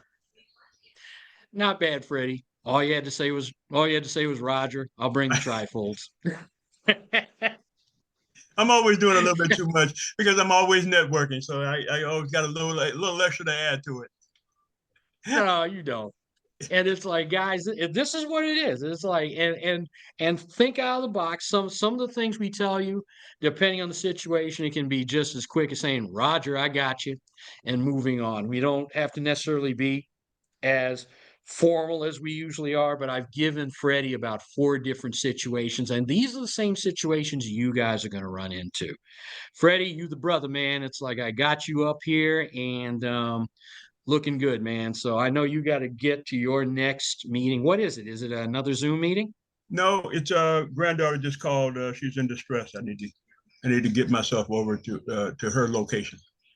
All right, make sure you make that happen, and I'll talk to you at the 0700 on Monday morning. You got it. You got it. And everybody, thanks so much. Have a great weekend. Happy Resurrection Day tomorrow. This is Holy Saturday, Holy Weekend. God bless everybody. Thanks, Chief. See you, Freddie. All righty. All right. And Freddie's clearing the scene right now, and I'm going to bring up, and when Freddie cleared the scene, guess who's coming up? Mark, did you have a question over there? Okay, when Freddie cleared the scene, he made Melanie Babaduro come up. Melanie, you are next on the Report is Right. How you feeling out there? Pretty good. All right, you saw some for the rest of you guys, this should get a little easier because it's just, again, I encourage each and every one of you to take a minute and write down everything. Put the 5 W's down there on that piece of paper. And as you hear me talking, and I might say things out of order, I'm storytelling. Once you hear that address, drop that address in. Once you hear that situation, drop the situation, guys fighting. And then, who am I and who am I calling?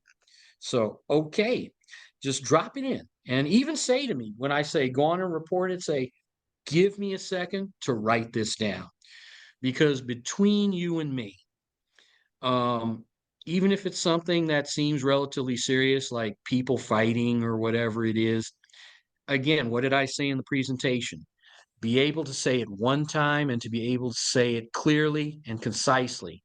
Those seconds you burn writing it down will be made up in the time that you don't use trying to bumble your way through that particular message. So just saying, guys. So Melanie, let me see what I've got for you. Hey. Ooh, Melanie, I got a good one for you. And I'm going to say that the whole time. Every situation I've got is a good one. So, I'm ready. But all right, Melanie, we're going to do a little bit of station security again. It's like this one I kind of like. You're up there in the valley, so I'll try to make it valley centric. I've gotten a call from Captain Gross, and the captain at Fire Station 83 in the valley, which is, I believe, Encino, Sherman Oaks, Fire Station 83 in Sherman Oaks. They have a situation where they've got no power in the station, and that does happen as well. So what they've done is they have pulled all of their apparatus out of the station. Everything's parked on the front apron of the station out front so they can get out of there. They've been working off of their handheld radio all day because, again, the station has no power. No one knows why. And they're waiting for Department of Water and Power to show up. That's kind of the backstory. You show up with your partner, who is the ever fantastic, awesome, my learned colleague, John Gilbert. You remember them either from the peer-to-peer training we did or the intake session we did here about a month ago, whatever it is. You're paired up with John, and you guys report to the station with your own cars. Because guess what? CE83 is at the station. So CE83 is at the station. So the company decides that decides they're going to go out for a while, and John Gilbert is carrying the radio. So he's got the radio on this one. And so he's showing you around CE83 and all that kind of stuff, all that business and everything like that. And he's holding the radio, and he gives it over to you. He says, Melanie, since you're the attendant on this, you handle the radio, and it's all yours. It's set to channel 7, which is our normal channel, etc. So you're sitting there, and a couple hours have passed. Still no sign of the DWP, and the company is out. In fact, maybe on the radio you heard them get responded to a structure fire somewhere in Pacoima with other units, large fire. So it looks like they're going to be out for a while. While you and John are there at the station, I should say. You standing in the bay, looking at what's going on, people passing by. A young guy walks up to you. Young guy, a little bit scraggly, 30-ish or whatever it is. He walks up to you, and John has gone to the back of the station or something like that. It's only you. And he walks up to you and he says, "Hey, who are you?" And you say, "Hey, well, I'm just a member here, Fire Station 83, just helping out, a volunteer member helping out here at the station." "Oh, really? I've never seen a fire station. Can you help me? Can you take me through the station?" "Melanie, jump in here and talk to me about how you'd interact with me on that." And I said, "Hey, you already starting out on a bad foot with you, right? By saying, hey, you. Hey, you, I want to see a fire station. Can I come inside?" What are you going to say to me? Ooh. No. Um, gosh. I Don't would say, overthink it. oh, okay. Just no. Just like, Yeah, oh, I'm here to secure the doors. Sorry, but I you don't can't have to let go you do that through all right that. now. If you're there at the station, you're just like, hey, it's like we're experiencing a power outage right now, and I can't let the public into the station. That's all you Hmm. have to say. Okay. But here's how it goes. It gets better. And let me check the messages here. Tell her don't push. And Brad Brody, he's good over there. He's saying don't push, and tours are $20 a hit. That's what I do. I'd say, $20 a hit. But with all seriousness, here's where the situation is going. Okay, I can't come into the station. Somebody told me my tax dollars pay for this station and pay for your salary. They don't know that you're a volunteer, by the way, and you don't need to tell them. But whatever. I'm going to see this station if I want to, and I'm going to push past you, Melanie. I have laid hands on you, and I have pushed you down. You have fallen over a pair of boots that were left in the floor. And I have pushed past you. I am a scraggly 30-something-year-old guy, which the guy you're looking at is not scraggly, and I'm definitely not 30. And I have now gone into the station, And I'm in the kitchen, and you're starting to hear pots and pans roll, and John Gilbert comes out, and he's like, "What's going on out here?" And you tell him I'll help you out on this one. There's a man in the station. He pushed past me and everything like that. And John looks at you and says, "Holy crap. Report it. You've got the radio." Melanie, let's do it. All right. Um, And do you, by the way, want a minute to write it down as your www? yes, please. Take that minute. Okay. Take that minute, and I'll talk to the rest of the group. Guys, it's like I've given you these long stories. I'm giving you these long stories to try, for you guys to kind of fish out information and everything like that. And the information is always within those stories. We do this regularly on the neighborhood level with our neighborhood team program and our CERT drills. That's how we kind of get our members thinking about situations. We give them an overage of information so they can fish out the real nuggets of everything and then report it properly back to staging or whomever they're dealing with. So we're doing the same here with you guys, and I hope you guys are getting something out of this. And it's kind of nice that we have a small group here so we can kind of just kind of dive into these stories and everything like that. And Melanie, how are we doing over there? Okay, I think I've got it. So I think I would be well, I have the radio though. So okay. So I'm gonna say dispatch, this is I think my confusion is how I would call myself. What you can do is you can call yourself CE83. Your CE83, rig is okay, there. that's okay. Yeah, you Yeah, guys are there, and you've got the radio from CE83. And by the way, before you go any further, Okay. when you use these radios and you key up on it to Metro, it shows up on their screen as CE83. Whether it's, and it'll show up particularly if it's attendant, which is the person who's not driving, or it'll show up as CE83 driver, because those radios are programmed specifically to that rig.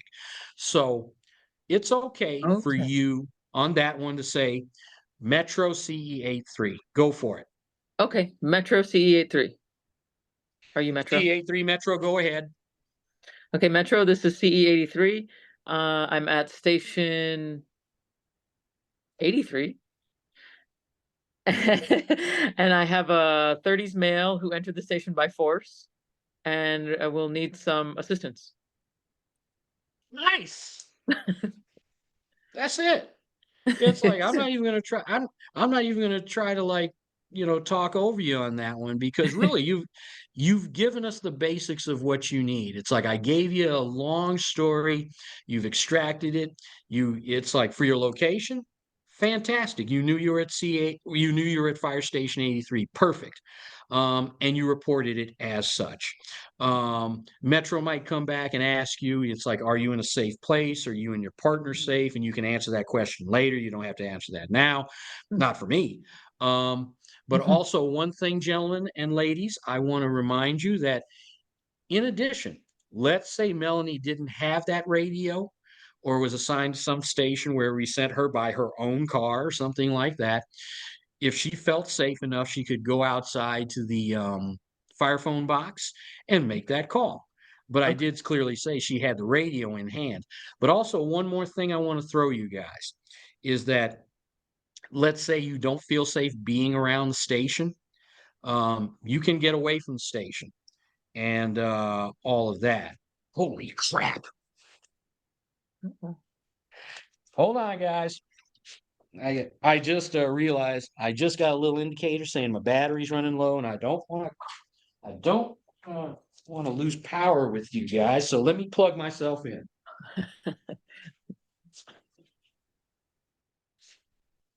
Here we go. I'm back.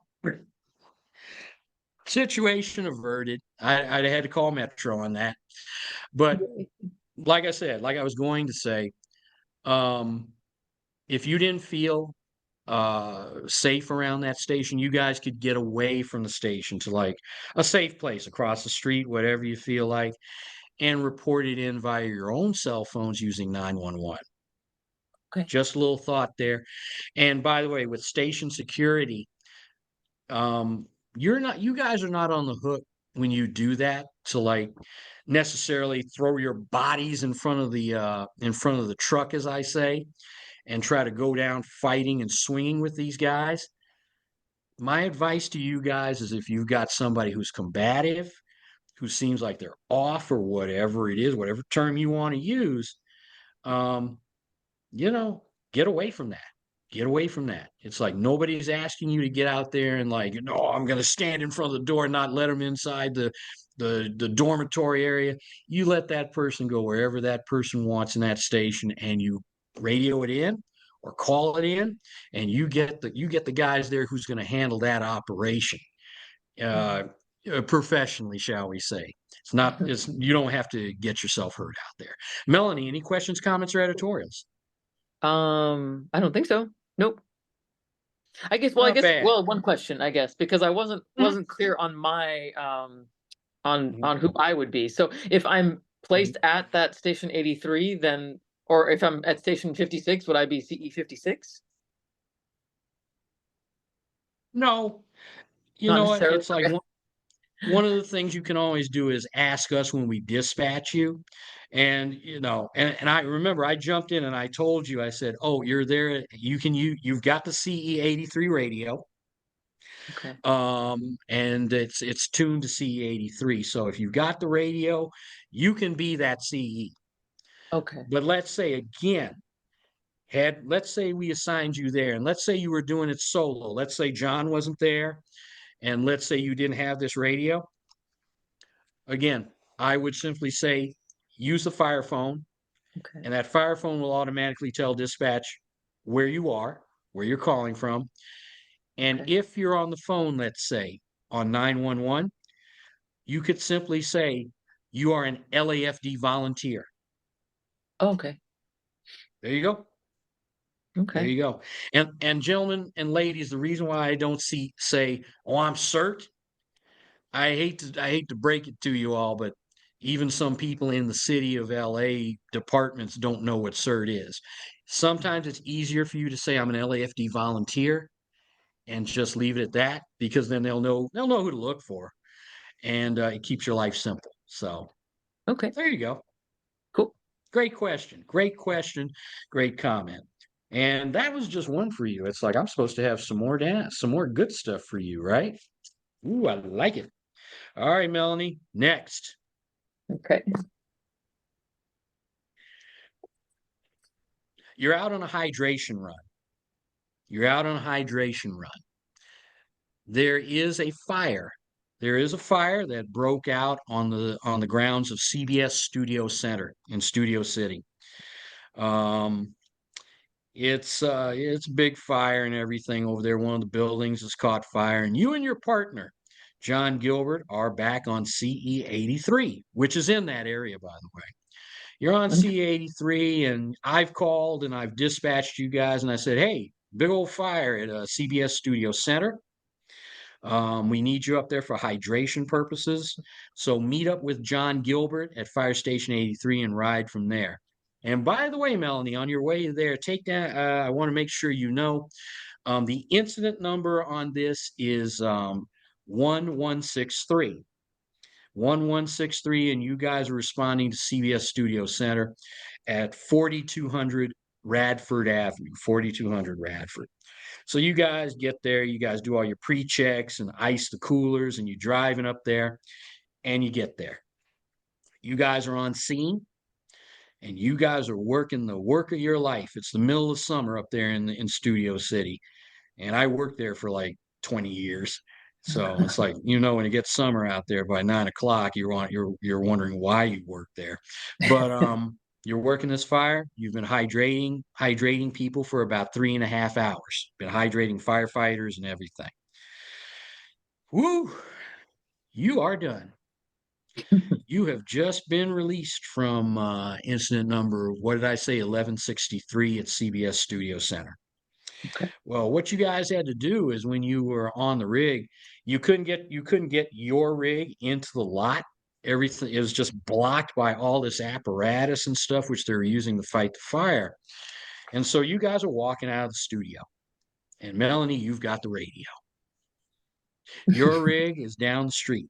Your rig is down the street, just across from CBS Studio Center and so forth. This entire warm day, you're in your turnouts and you're in your brush gear and all that kind of stuff. You got your helmet on, and you've been trucking stuff back and forth between that rig all day. You're hating life right now and wondering why you're doing this thing. On your way back, sitting just in front of your rig is a young guy. He's a young guy. He's about, 20 something, looks 20 something. He's real sweaty. He's looking real sweaty and kind of a little peaked there. And he looks like he's struggling. You and John look at this and say, "What's going on here?" John comes up to him and says, "What's going on, buddy? Can we help you?" He's like, "Oh, I can't breathe. I'm having trouble breathing. Trouble breathing. I feel like I got a giant elephant on my chest." Uh-oh. And so John says, "Hey, you got any heart issues or anything?" "No, I just can't breathe. Something about this heat's killing me and everything like that." Well, John is going to move to the back and he's going to try to get him at least some water. He looks at Melanie and says, "Melanie, we're going to need to report this in. Um, get on the radio and report it." Now, I'm going to stop it right here and say you could do a couple things, which John will probably do. John is going to, after he gives this kid some water, he's going to probably go back to the incident where there's a lot of firefighters and a lot of paramedics. But what has to happen is that Metro still has to generate an incident number. It has to generate a separate incident number from the thing you're working, 1163. So Okay. you still need to report this in as, what you're seeing, and then get another incident number, etc. Melanie, are you ready to take on this task? Would you like a minute to write I this need a down? minute. Yep. Give me 1 minute. All right. All right, guys, you see how I'm hitting you with these situations in here. We're gonna do this. It's gonna take a minute, but it's gonna make you think. And again, the situations that I am presenting you guys with are generally situations that have happened. It's like I'm not making anything up, that have happened to us as CERT members when we're out in the field. So I'm just trying to like give you guys some realism to it. Probably make your eyes roll back in your head with all this storytelling. But guess what? That's what happens. That's what you see out on the streets. So, and when you're working incidents, different things happen, and there's a lot of backstory that goes to them. And a lot of our members, especially those who are not familiar with radio reporting, they'll tell you that whole backstory, and it makes Metro crazy. But what we want to do is get you to just the basics, and I think we're getting there. Melanie, you ready to go? Okay, I'm ready. Metro, Boom. this is CE83. CE83 Metro, go ahead. Metro, this is CE83. I'm at 4200 Radford. I've got a 20s male who's having trouble breathing and complaining of chest pain. And we need to request medical resources. CE83 Metro, we show that you are still attached to incident 1163. Can you pull resources from that particular incident to your location? Roger, Metro. We've reached out to the resources, but we just need an incident number, a new incident number, or CE83 Metro, Roger, show new incident number 1202. Incident number 1202. 1202. Roger that. Thank you. You did a great job, Melanie, on that one. Got a little tongue-tied on the incident numbers, but you did it. You used the previous address, which is the closest address to you. and you let Metro Oh. know that you're probably going to pull resources from that. What would happen is that when John ran back, he would have let the incident commander know that there's another situation out there, and they probably would have broken off a couple of paramedics who were on scene for the fire to come out and check this situation. Okay. Okay. Good job. Melanie, are you sweating over there? A little. You're doing fine. You're doing fine. And everybody else who kind of comes up behind you, I think, is going to do pretty much fine over there. It's just always the first guy who it's always the first guy who always gets messed up. So, all right. The final deal. The final deal for you, and then we'll let you sit back and listen to everybody else. You're working a badge ceremony up at Frank Hotchkin up near Dodger Stadium. For those of you who have read Floor Watch and you've seen that it's basically a ceremony where firefighters are promoting to different levels. Firefighters are promoting to maybe apparatus operators or captains are promoting to chiefs, and chiefs are becoming bigger chiefs and all that kind of stuff. There's even promotions among civilian sworn personnel who are also part of the badge ceremony. They don't carry a badge, but they are promoted and they are recognized. So you're up there. We're up there. It's 6 in the morning. It's 6 in the morning. Y'all are up there. And Mark, you've been there. So you've been there.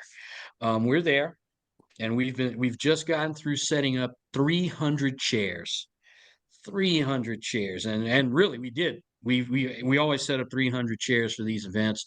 We've helped set up the stage, we put up the food table and everything like that. And the next set of duties we're going to take over, it's getting close to like about 8 o'clock in the morning. We're going to start moving out. And Mark, you remember this. We have people at the doors to greet people on the way in and tell them where to go. You're going to the training deck. We've got people out into at least a couple of parking lots. Melanie, I've assigned you to the parking lot over there. I've assigned you to the parking lot. You got parking lot duty over there.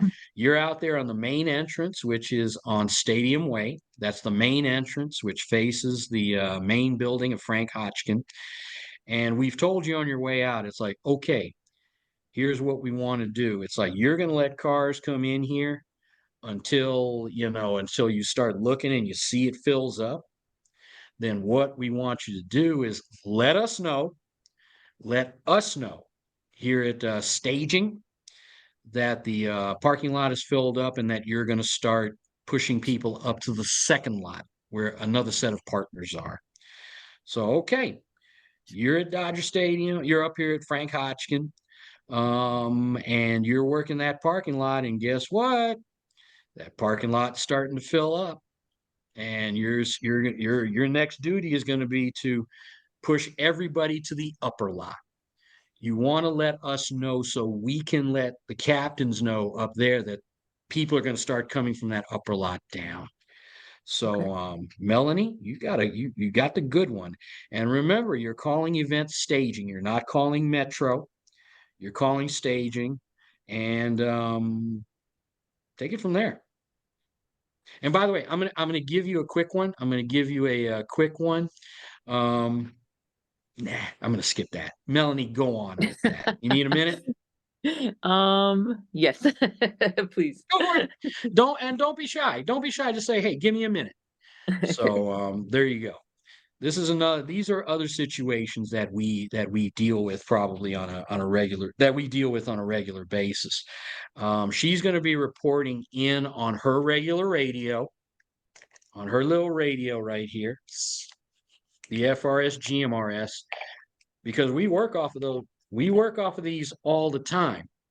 And some of you guys have better radios out there, and I know some of the guys are like, that's not the radio you usually carry. I usually carry this one, and I've got it right here with me. But I have all my backup radios with me and all that kind of stuff. I've got about 4 radios in my bag right now, so I'm able to at least outfit a small group should I need to. And I have backups for myself. So, well, there it is. Melanie, you ready to go? I think so. Okay. Staging, this is Melanie at parking. Staging, Melanie at parking, go ahead. Staging, this is Melanie. I'm working the main entrance parking, the first lot, and I'm calling to let you know that parking is full here, and I will be sending the next sending people up to the second lot parking. Main entrance staging. Yep, we've got it down, and we'll let the team who's up on the upper lot know that you are sending cars up to them. There you go. There you go. Melanie, was any of that painful to you? And let me know your thoughts as you kind of do this. If you have any thoughts or anything like that, was that stuff intensely painful for you? Not too bad, not too bad. But obviously I'm prepared, to write things down. So I guess that's my lesson is I have paper and pen with me so I can write things down. But You yeah. know what? It's as you guys do this a lot more, you'll probably become less dependent on paper. But you know what? Even for us, it's always still good to carry that paper because I'm not going to lie to you. I've heard all of our members, including myself, get tongue-tied out there. There's a lot going on, and sometimes it's in here, but it won't come out here. And so we've had our moments. So I'm not going to lie to you and say, oh, world's greatest communicator here. I've had moments. So it's always good to have that paper, always good to take a moment. Again, let your partner, if he's like particularly twitchy or something like that, let him know. I'm trying to get this down so I do it right the first time. Don't feel bad and go for it. So, Melanie, Cool. great job. Thank you. All right. Let's get you out of here and let's Mark Sanchez, my buddy up in there. You're next. How you doing, Okay. buddy? I'm doing good. And I want to thank you, man. It's like you're one of the call out hopefuls who really gets out to do a lot of these tasks and everything like that. And that's really good for you guys to do that because you guys get used to what is it that we're doing? Even if you're not doing what we're doing, like for instance, next week, you're going to see a lot of what we do in terms of event operations, teaching, and all that kind of stuff. Once you guys get sworn and go through the entire process, you guys will be doing a lot more of that stuff. So thank you, brother, for checking that out, and for everybody else who's worked a lot of these different events. All right, Mark. And as I go through this, we'll get faster and faster. All right, let's see. Aha. All right, your situation. You have been assigned to CE 84 in the Valley, CE 84 in the Valley. You guys have just worked a major fire over there. It's the middle of the summer. And of course, it's 100 degrees, which is why I never come out to the Valley. I never assign myself to the Valley. It's too hot. And John Gilbert's always saying, why don't you assign yourself to the Valley up here? And I'm like, not if I don't have to. But you guys have been out there working a major fire. You've been working it for the last few hours and everything like that. You guys are driving down Chandler Boulevard. You guys are driving down Chandler Boulevard when you come up on Hatteras. And by the way, if you're like going to look around at me and say those streets don't cross, humor me, humor me. You're driving down Chandler and you're coming up to Hatteras, and you guys stop at the light. You guys are sitting back there chilling in that air conditioning of yours. You're sweaty and you're foul, and then you look over and you look over and you see a guy backing out of that liquor store on the corner of Hatteras and Chandler. You know, it's kind of 1970 style. He's got that little mask on, and he's backed out of there, and he's pointing that gun, and you're like, holy crap! Are you watching a robbery in progress? And then you see the guy come out. You see the guy who works in liquor store. I've been robbed. And you see the guy running up the street. He runs up Hatteras, headed southbound. So you've just witnessed a robbery in progress. Mark, What you gonna do on that one? Metro, this is C84. You're on CE 84, and you guys are at the intersection of Chandler and Hatteras, and you've just witnessed a robbery in progress. It's been confirmed that that it was a robbery because the store owner ran out. I've just been robbed, and the guy's running southbound. Okay. Metro, this is CE84. CE 84 Metro, go ahead with your traffic. Yes, we are at Chandler and Hatteras. We just witnessed a robbery in progress at the liquor store on the corner. CE 84, what is your request? We're requesting police to this location, please. CE 84 Metro, roger that. Are there any injuries that you can see? Do you need fire resources on the scene? No fire sources are needed on the scene, just police only. This is CE84. CE 84 Metro, do you feel that you're in a safe position? Do you need to move out of the area? Subject has taken off from the area, being pursued by, it looks like the owner of the business. This is CE84. CE 84 Roger, stand by for police resources. Good job, Mark. Good job, Mark. And those might be the interactions that you have with Metro on those kind of situations. So yeah, you did a good job given the situation. All right, let's move on to number 2 for you. Boop, ba-doop, boop, boop. Oh yeah, another one of my personal favorites up in here. You are working the Taste of Soul in the Crenshaw district. Yes, you are. It's like you guys will know that joy in October. It's like it's always torturous for me. The Taste of Soul, just for you guys, is one of the largest open air events that we work. It is actually considered probably the largest open air event in the nation. On that day, the Taste of Soul in the Crenshaw district draws about 450, 500,000 people on the day. You have that many people at any given time crunched into like a 1 mile area. 1 mile area. So we've worked it every year for many years, and it's our most defining event and probably our most tiring. You're on it. And Mark, you've been assigned to medical station number 5. You're at med station number 5. And you're there. Your job there is to work the radio. You are working the city radio today. Your job is to work the radio and radio in whatever the doctors and nurses tell you to radio in. Also, you're radioing in anything you might see or encounter out there. So you're at med station number 5, which is on the far north end of the event. You're at med station number 5 and you're standing out front. Not too much is going on. When you see a guy, when you see a man, an African American man, he's walking around and he just face plants, kerplunk, right in the street across from you. And you look out there and you're like, what's going on here? And you see people starting to gather.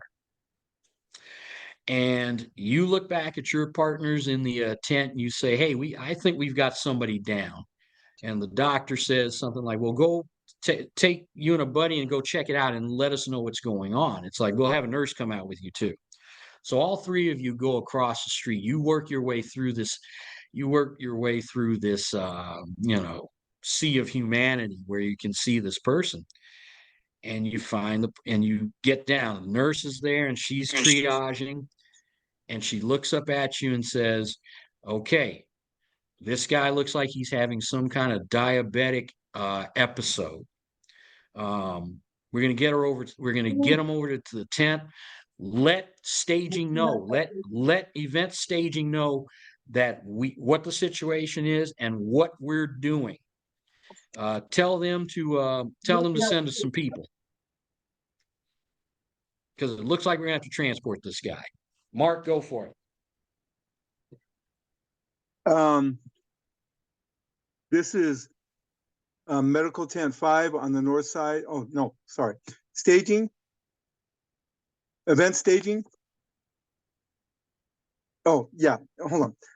Event staging, this is medical tent 5. Medical tent 5, this is event staging. Go ahead with your traffic.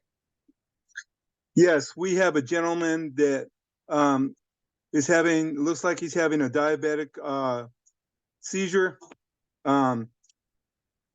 We need medical resources to medical tent 5. Medical tent 5, this is staging. You have an individual, a male, who is experiencing a diabetic episode, and you're requesting resources at your location, the med tent. Is that correct? This is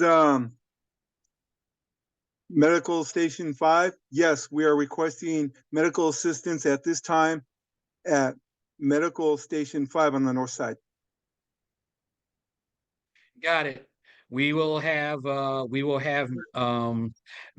4 respond to your location within a few minutes. This is medical tent 5. Fine, or Roger, whatever. Yeah.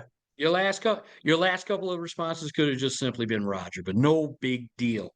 You got it done. You got it done, buddy. So that's actually pretty good. It's like I don't have any real complaints about these transmissions, because generally they're pretty good, and they're pretty much on tack on tap. Well, On I kind of figured out that you have to be very short on like what you're telling people. You can't go into this big old lengthy story. He broke his leg, he fell down a hill. You have to be like straight to the point and pick the things out, like he said, from what you're listening to, and it has to be quick. And if your partner's there, they have to write these things down, I believe, so that in case they need more information, your partner can give it to them while you're doing your thing. Exactly. Exactly. And it's like that's what it's all about. You got to be quick. You got to be quick on the draw and say as few words as possible, but communicate as much as possible in that very short period of time.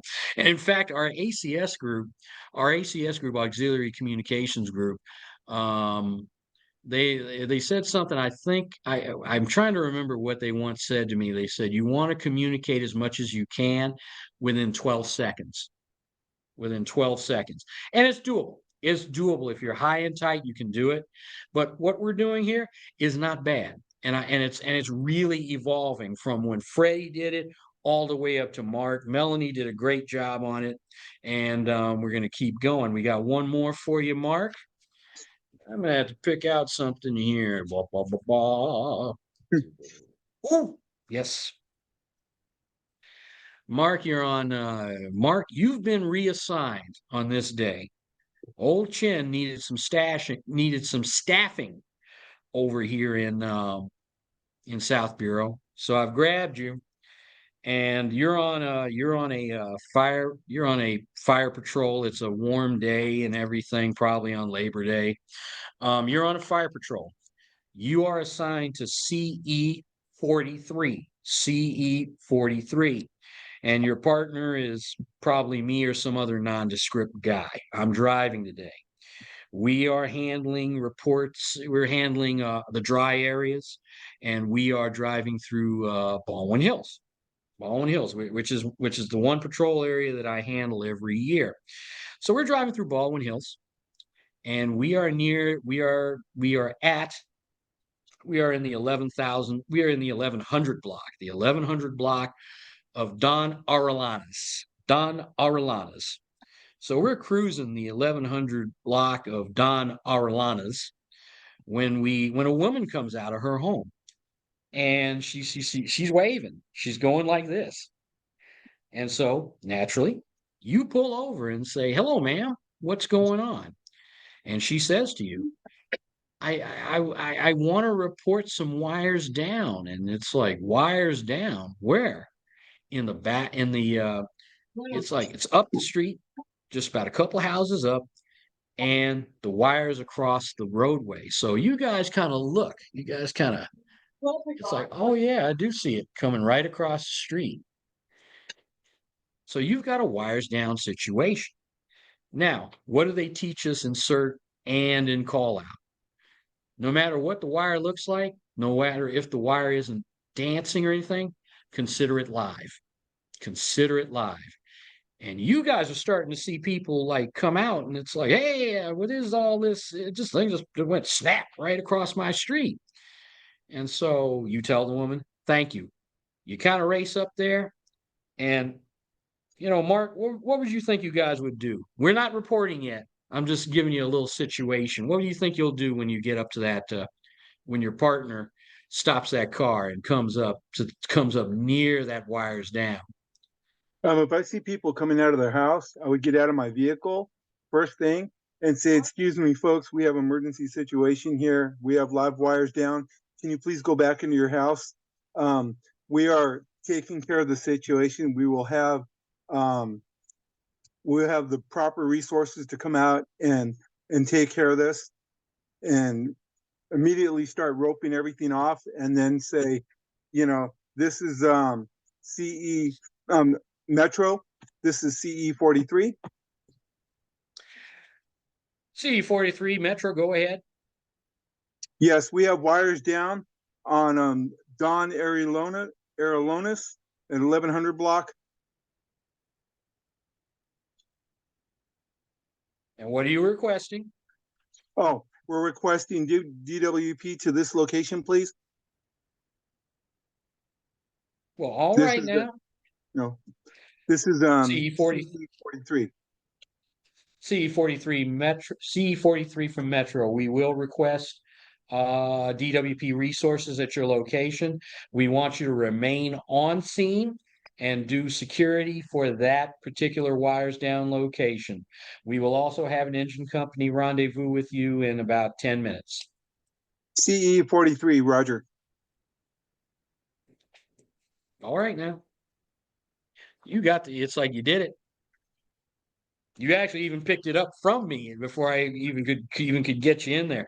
You did it. You reported that situation. And by the way, when you guys are working wires down situations, at minimum, you'll want to be like maybe 30 feet out and just have people kind of just stay back. One thing you can do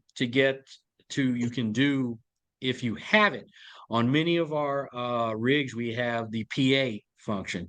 You can just sit in your rig and just simply say, everybody, we have a wires down situation right here. Please remain in your homes or whatever it is. And you can also do it just the way that Mark said it, just letting those people know. And that's great. Mark, great job.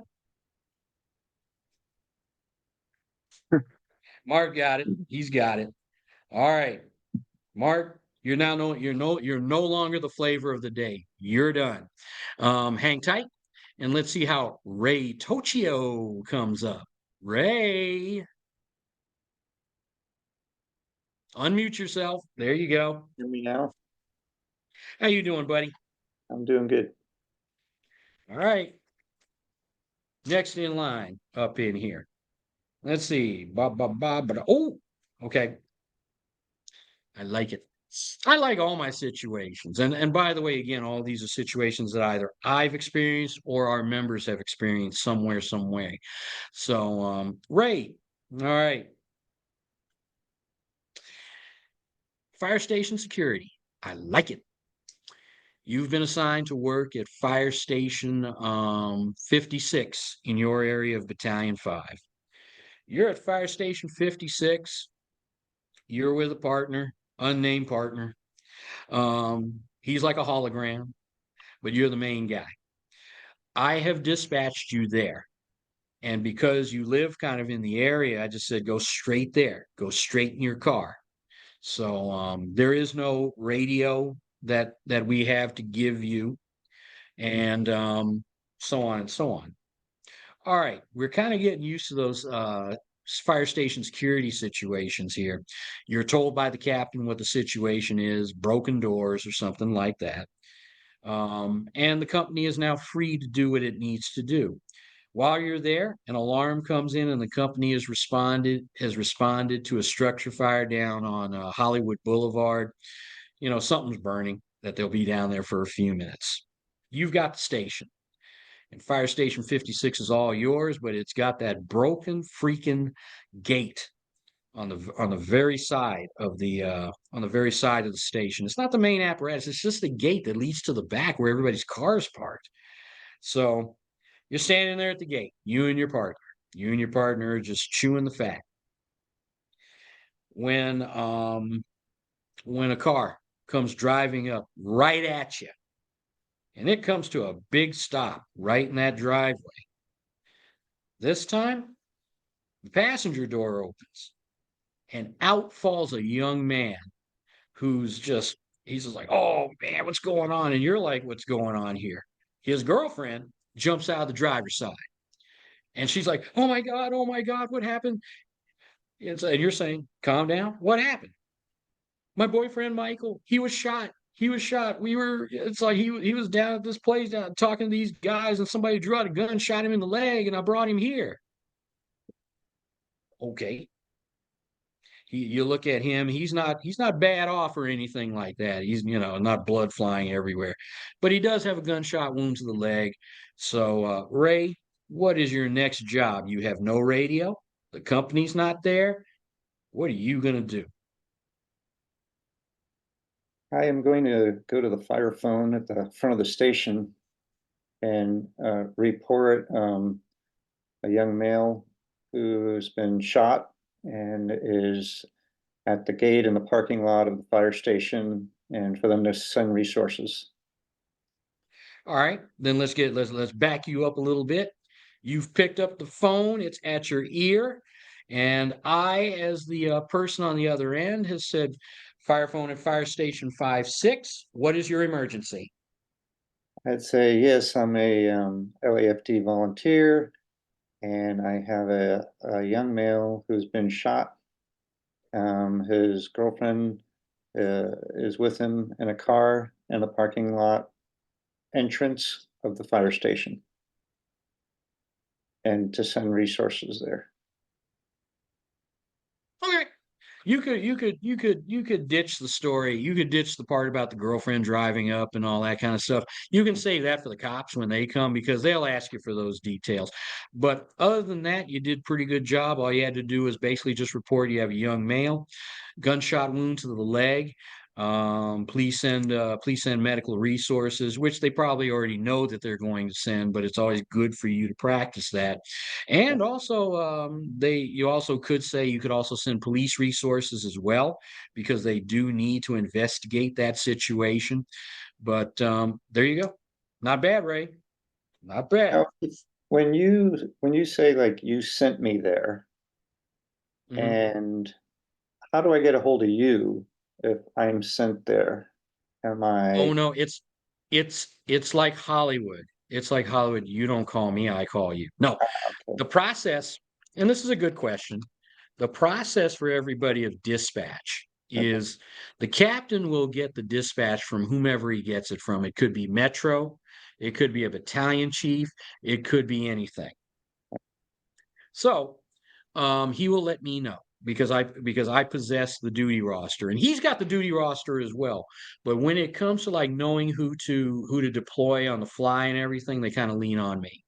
So you're at home, you're enjoying TV, you're watching Me TV and probably the streets of San Francisco like I am, and you get that call from me, and I say, hey Ray, Chin here, I need to get you and unnamed CERT member over to Fire Station 56. You have a station security situation, and if you could deploy out. Yes, sir, I'm out of here, and I'll send you the information, the address. You get there, you meet with the captain tells you what the problem is, and then that's how that goes from there. Now, your question was when you get there, you can just let me know via phone or text. Just say, hey, this is Ray, I'm here at the fire station, and I got you laid in. And then when they release you, when they release you at the end of the day or whatever it is, when GSD comes, you can just let me know I'm leaving the fire station. Hmm. Great question. Great Yeah, my question. local station is 76. here. 76 up in the Cahuenga Pass. That's a weird station up there. And in terms of weird, I just simply mean that it would terrify me every time to come out in the rig out of that station. I'd swear somebody would take me out every time, and it has happened. So, Yeah. yep. So there you go. So let's see what else we've got for you, Ray. Yeah, look for some stuff here.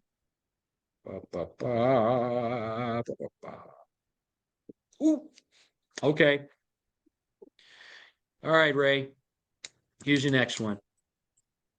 You've been kicked out on, you've been dispatched on CE 83.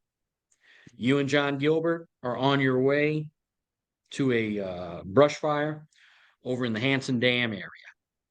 Now, this radio interaction is going to be a little bit different. You already have the dispatch information, which I have sent to both you and John, and you guys know where you're going.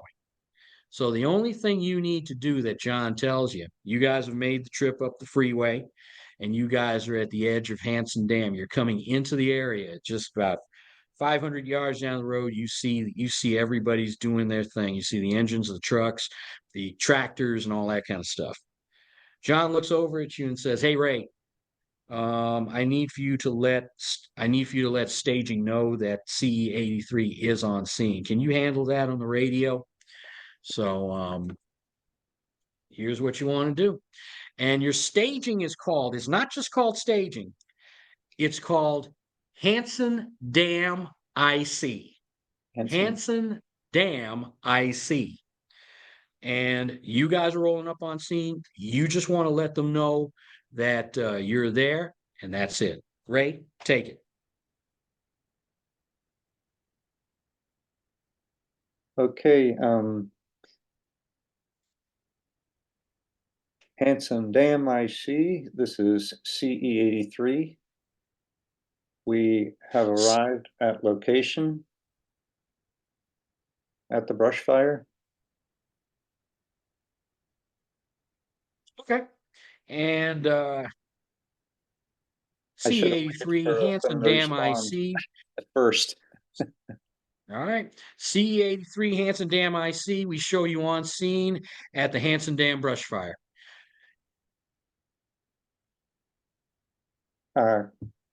Copy, Roger. Roger is always favored.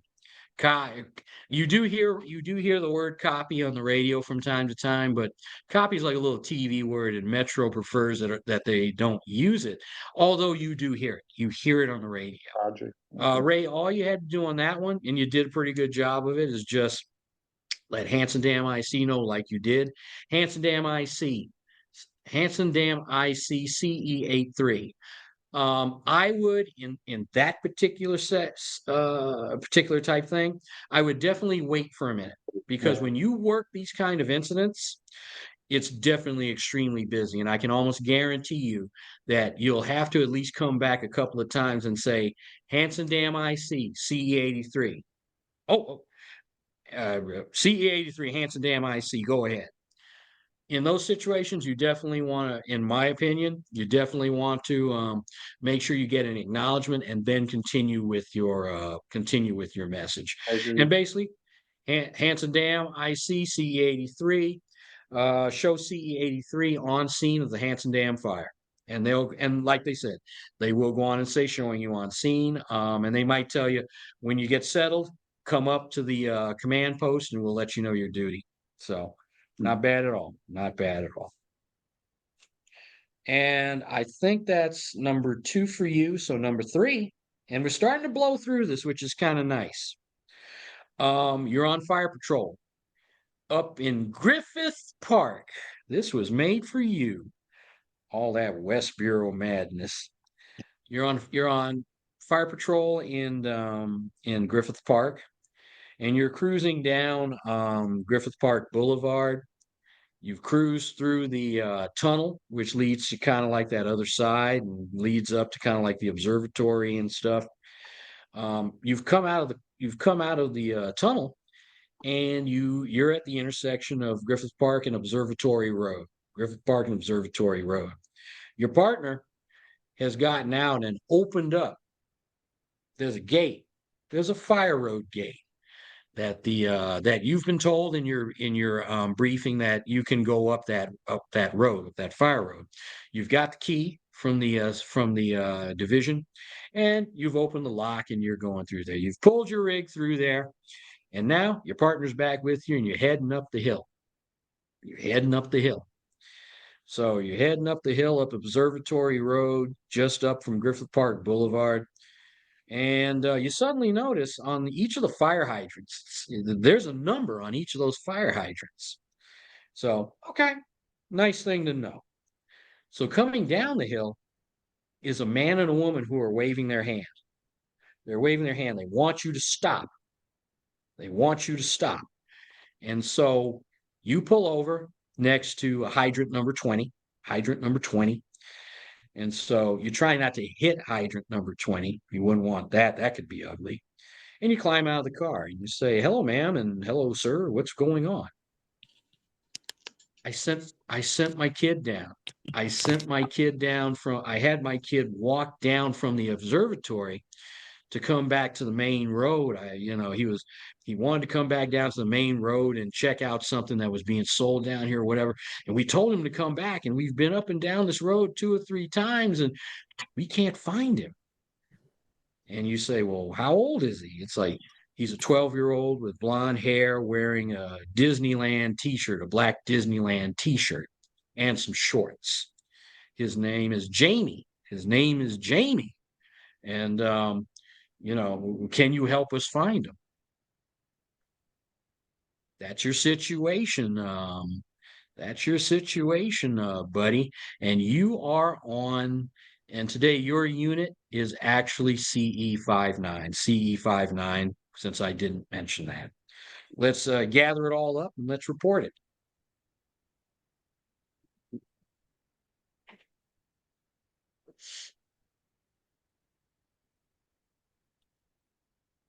Okay.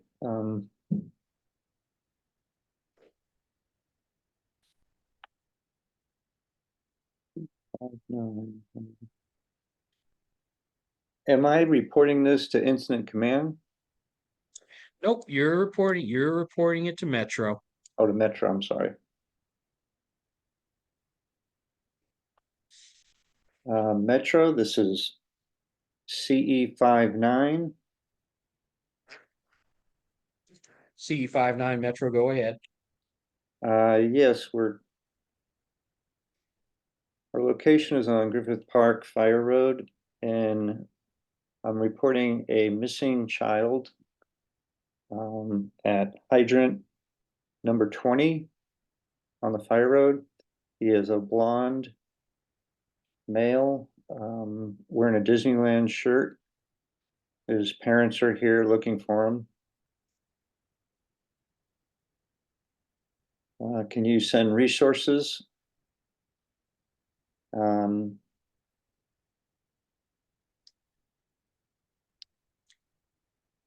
CE59, this is Metro. You've got a lost child up on the fire road off of Griffith Park Boulevard and Observatory Road, hydrant 20. Remain with the family until police arrive on scene. This is CE59, Roger. Okay, not bad. Not bad. It's like you gave them the description of the child and everything like that, which is good for them to have because they can pass it on to the police officers assigned to it. You could have also saved it until they came up there.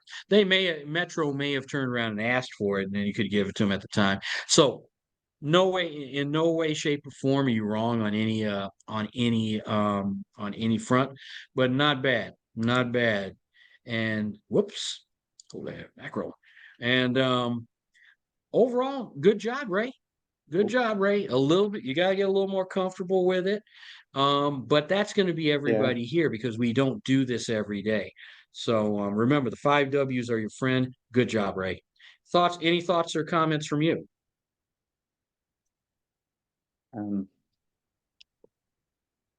Can't think of any. If you don't have any, it's all good. All right, Ray, we're going to move on to the next person. Let's see. Brad Brody. And Brad Brody, for a number of reasons, I think you're Microphone just check. going to, I think you, Check, check, check. how you doing, buddy? Can you hear me? I hear you. Okay, good. Wasn't sure. It's an old laptop.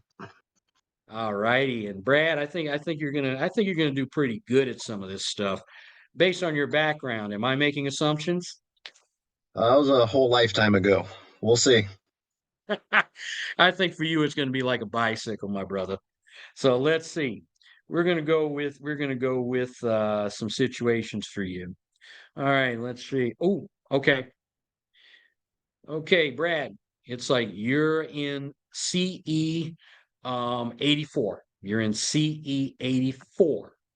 And you and your partner, Eric Clark, are like cruising down the freeway. You're actually cruising back up towards your neck of the woods after working a major fire with us over here in South Bureau. So you guys are riding on the way back.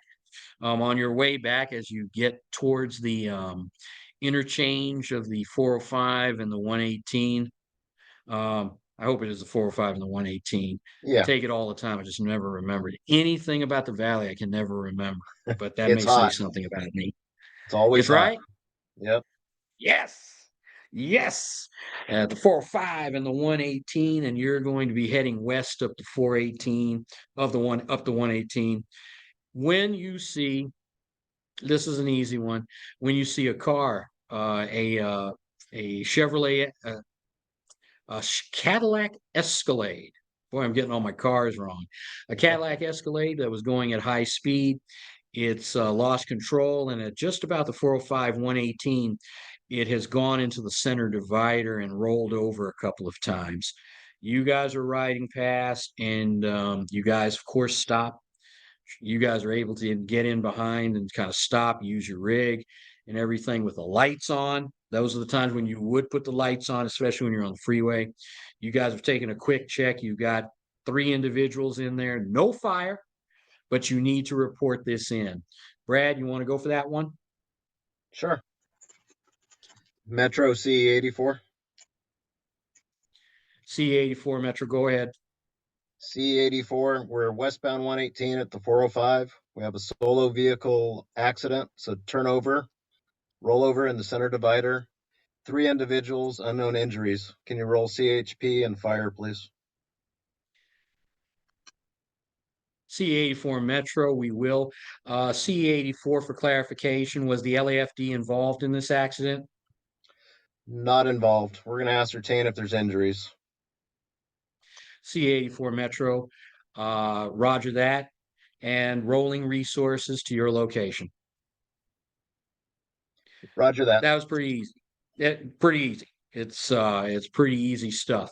Brad gave exactly what was needed, a very quick size up of the situation and everything like that. The police, when they get there, they'll want to know were they going fast, slow, whatever, and then they can share that later on. But he got it, and everything's rolling. All right, second situation for you. Second situation for you.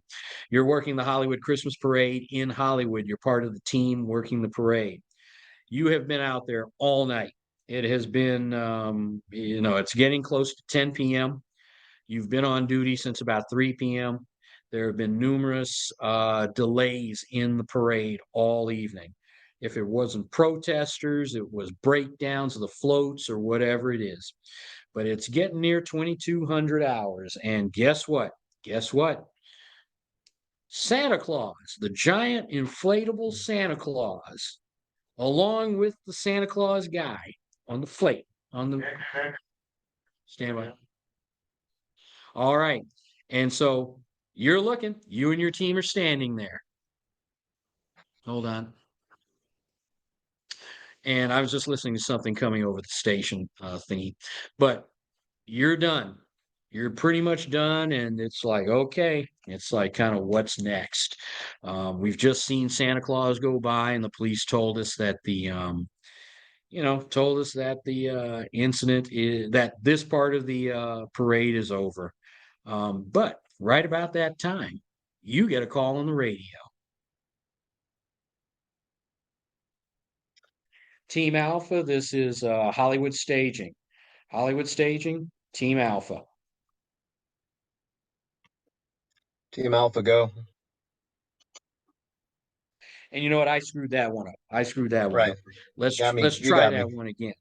Roger that. I'm staging, and I'm reaching out to you. And I did screw that up, guys. It should simply be Team Alpha, Hollywood Staging. Team Alpha, go. Team Alpha Hollywood Staging. We are getting reports here at the staging area that the area you're in at the very beginning of the parade is now concluded. Is that the case on your end? Team Alpha to staging. Santa's here, and they're just starting to wrap up.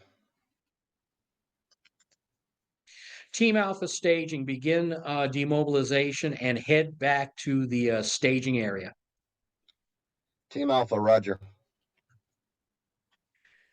Simple communication between teams working out in the field. It's a little, obviously, by the nature of it, it's a little bit less formal, but yeah, it's like we did that whole team, we did that whole who you're calling, who are you, where are you? We already know where you are, and here's the question, and he answers it back. And I did screw that up on the top of it. So, like I said, not perfect, but I do me best. All good. So, all right. Finally. Okay. Brad, you are working CE 83. You are out with John Gilbert, and you guys are going for a gasoline run. And you know, it just happens from time to time. You're out on that gas run, and guess what happens? The rig broke down, lost power completely. You've drifted over to the side of the roadway, and no power, no power. So you and John Gilbert have grabbed the radio. You've got the radio, and you've got to report to Metro that your unit has broken down, and you want to get the fixers out there or something. So you are outside of the entrance. The closest building to you is 11840 Burbank Boulevard, and you're outside of the Kaiser building. Get on the radio and request mechanics or a tow. Metro CE 83. CE 83 Metro, go ahead. CE 83. We're at 11840 Burbank Boulevard, just outside the Kaiser building. We have a BO vehicle. We have no power on the vehicle. Requesting tow and an ETA, please. CE 83 Metro, remain with your rig, and we will get back to you with an ETA on a tow from the shops. CE 83. Roger that. Very easy situation right there, just requesting a tow. What might happen in that case is that we might tell you to ring the floor captain on the phone number, and you can work with the floor captain off the radio and arrange for that tow or whatever it is, arrange for the LAFD mobile mechanic to come out. If you guys are wondering, well, if I'm supposed to call the floor captain, what's the number? We'll give that to you in time. There is a floor number, there is a floor captain number, and that floor captain will be ready when you dial and he picks up the phone and he says, "Okay, go ahead, C83. I hear you have a breakdown out there." That person will give you instructions on what to do. So we just took another little situation out there and just had a little fun with it. Brad, I figured you'd be pretty comfortable with it and everything like that, and you're doing fine. So we were all kind of through that. Very good. So Thank you. thank you, Brad. Melanie, and let me see who we've got out there. We got a couple more. I'm checking to make sure who we've got out here and make sure I got everybody. Okay. And coming up, it looks like, all right, we got a couple more people left, and it looks like we're going pretty good here. Running a little bit past 12 o'clock. It's not bad. Let's see. All right, Jane D, come on up. Your time has come up on The Price is Right.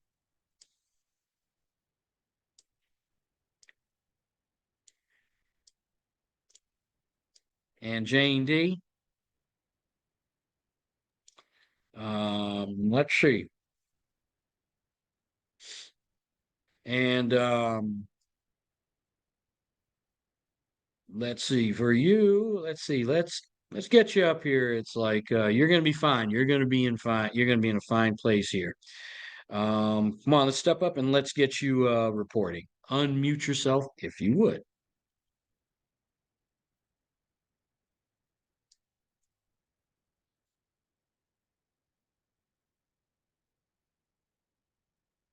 All right. Jane, you want to unmute yourself?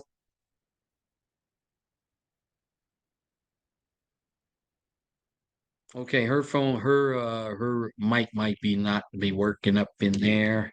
So let's see what we got here. Okay, I'll come back to you. I'll come back to you last on that one. I'll come back to you last. And I see your notes. Justin. Justin, it's good to see you, Hello. man. How you Hi. doing, sir? I'm all right. Can you hear me? I can hear you perfectly up in Great. there. I can hear you perfectly. So let's see. Justin, all right. Come on up, buddy, and I've got you, and let's see what your situations are. It's getting easier as we go through this, as you guys are starting to feel that rhythm. Let's see. Gotta look on my papers here and see if I've got anything here. All right. All right. It's like I'm going to dig back in on the freeway crash deal and everything. Actually, I'm not. I'm going to go for something really good. Um, Justin, you're out on CE84. You're out on CE84 with your partner Eric Clark, and you guys are on your way. You guys are on your way to an incident. You guys are on your way to do some firefighter hydration and all that kind of stuff at an incident up in the Sylmar area. So you guys are on your way. You guys are burning down the freeway, down the 118 or whatever it is, and you happen to be passing. You're passing the interchange of the 118 at the 405. I had to go for that because it's actually easier. Actually, I'll go for the 110. I'll go for the 118 at Foothill Boulevard. You guys are coming up on the 118 at Foothill Boulevard when you guys see off to the side a large fire burning in the brush, possibly a homeless encampment. We don't know that, but you do see a fire that is burning and it is growing exponentially. Eric Clark gets a little bit past the fire, pulls off to the side, looks at you, and says, "Hey, man, Justin, report it. You've got the radio. Justin, take it." Okay. Metro, this is CE84.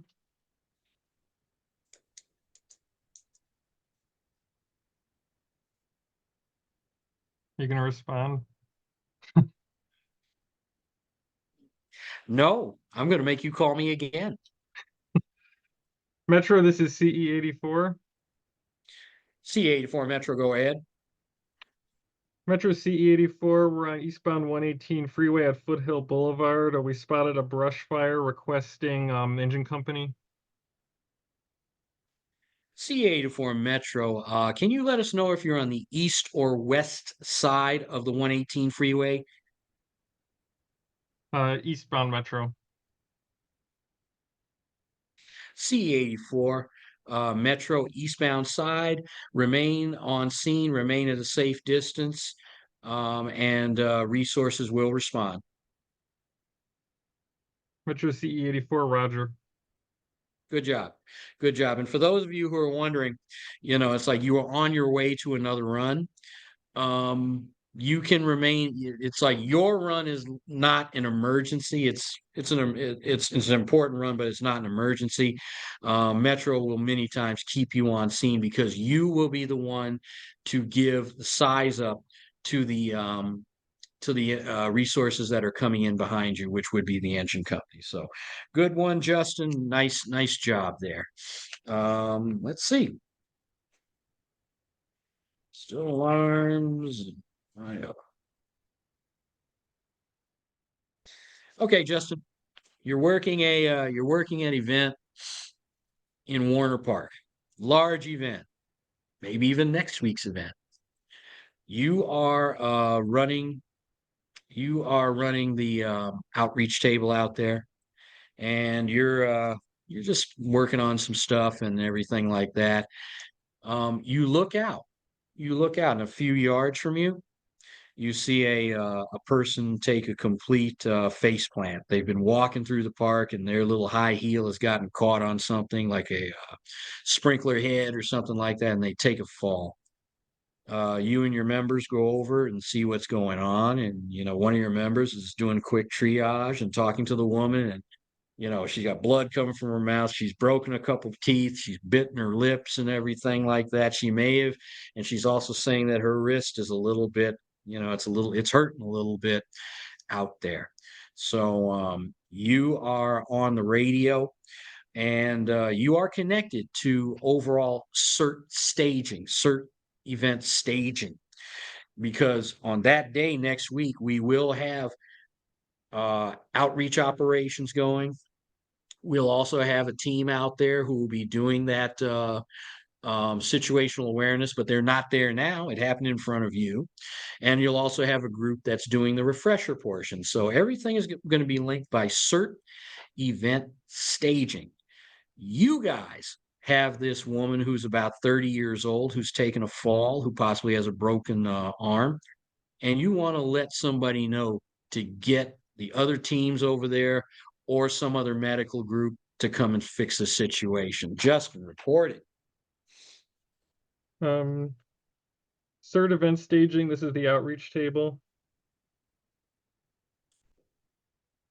Outreach table, go ahead. This is CERT event staging.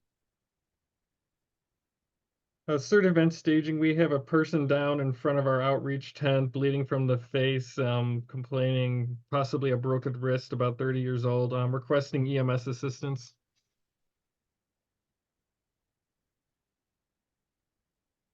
Outreach tent, this is CERT event staging. I got totally I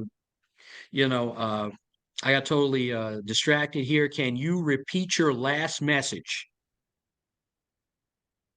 CERT event staging, in front of the outreach table, we have a person down, bleeding from the face, possible broken wrist, female about 30 years old, requesting EMS assistance.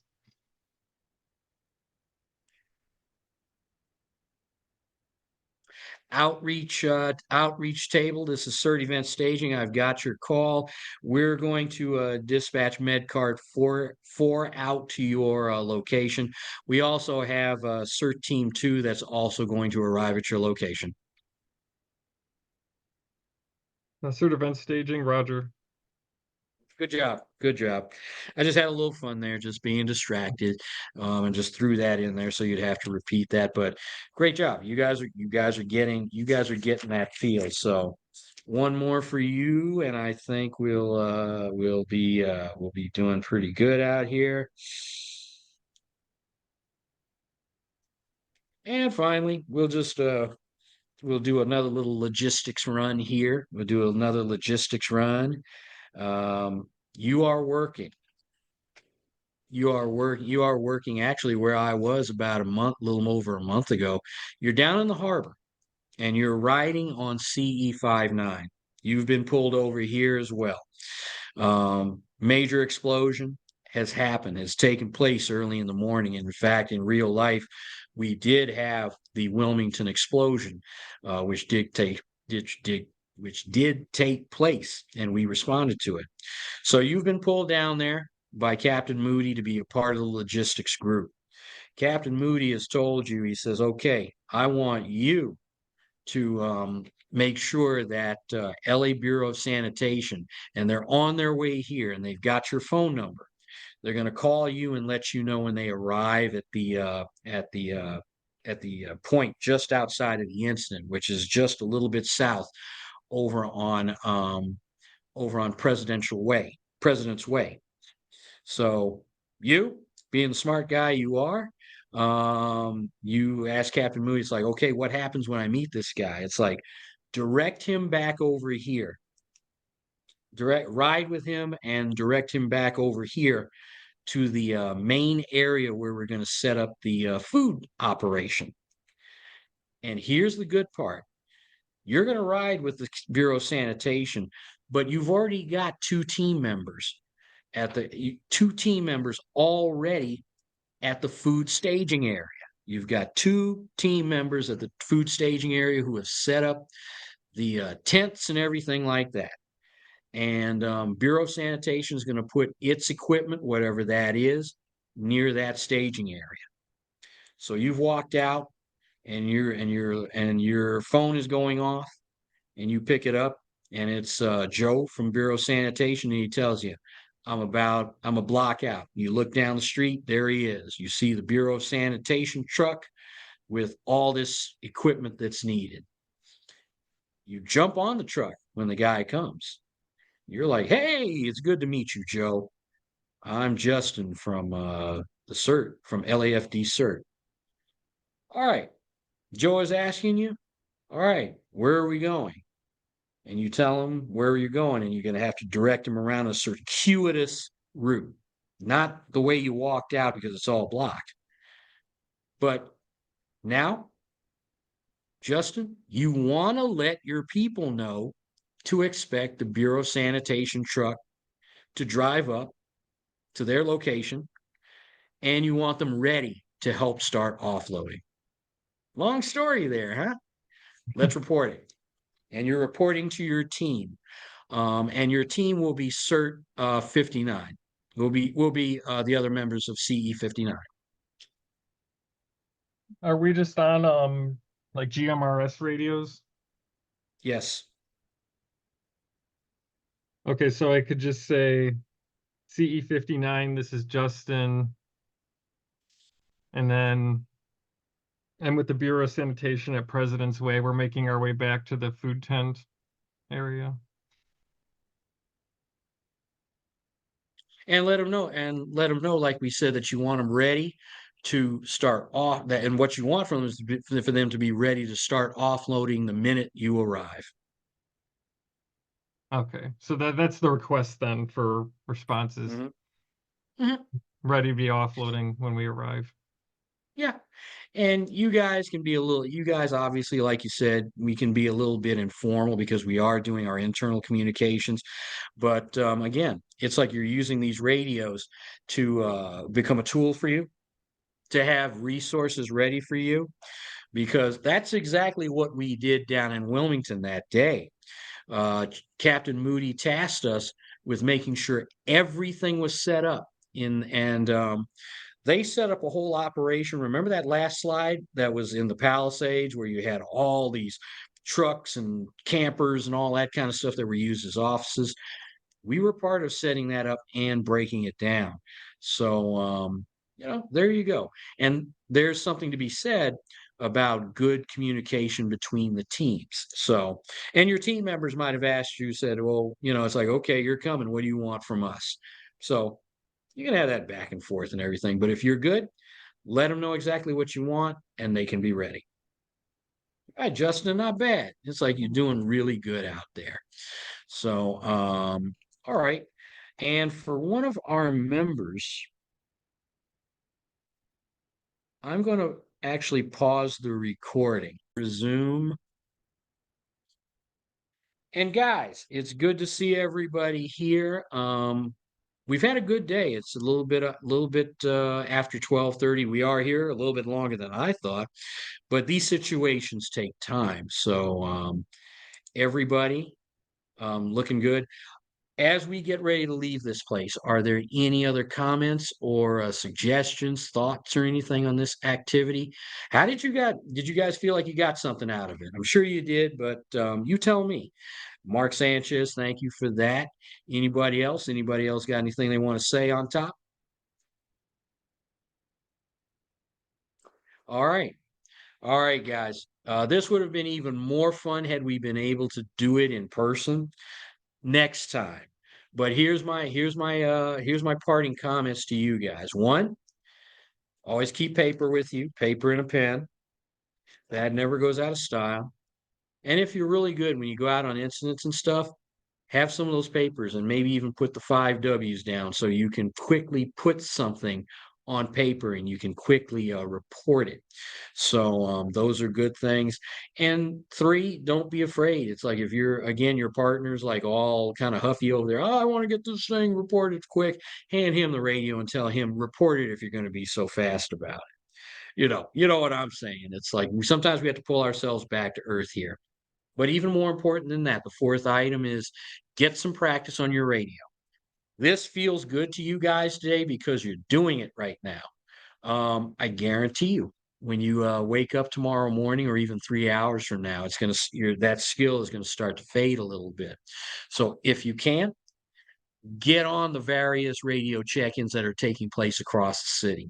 You have a bunch of things that are going on in the valley. You folks in the valley, you guys actually have, I think, a couple of radio checks that take place over the course of a week. Here in South Bureau, we definitely do our radio checks. We do them 3 times a day over here. Just find out where they all are. The harbor does it. We do up here in my area. The valley does it. West Bureau, Jose, who was here a little bit earlier, he has radio checks. Check in with him if you're in West Bureau and see if you can reach and go from there. And also, here's a suggestion.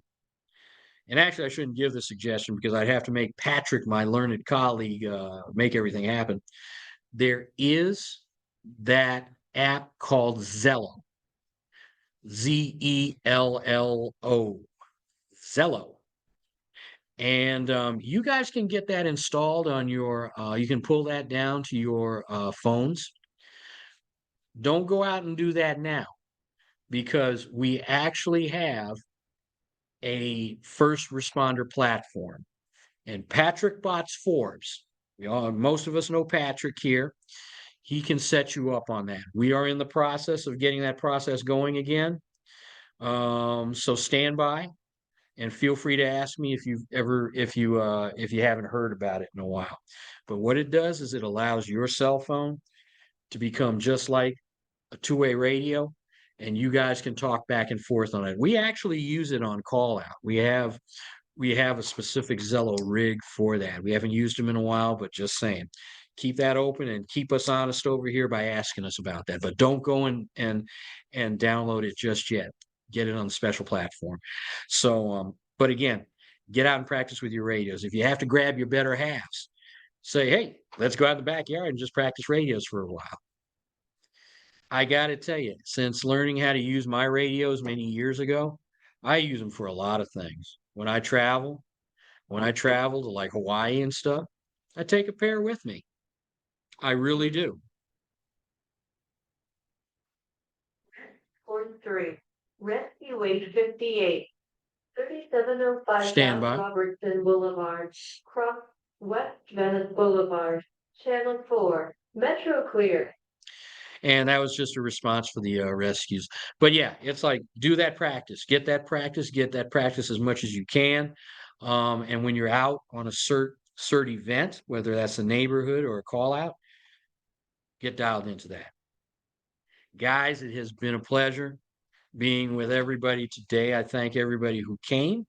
And if there's any questions or whatever, you can definitely let me know. Feel free to reach out to me. And everybody have a great rest of the day. And on this very, very wet Saturday, make sure that you guys are being safe out there on the roads. It would have been great to see everybody today, but you got to put safety ahead of everything. So be safe, everybody, and I'll see you soon. Thank you. See ya. Bye. Bye.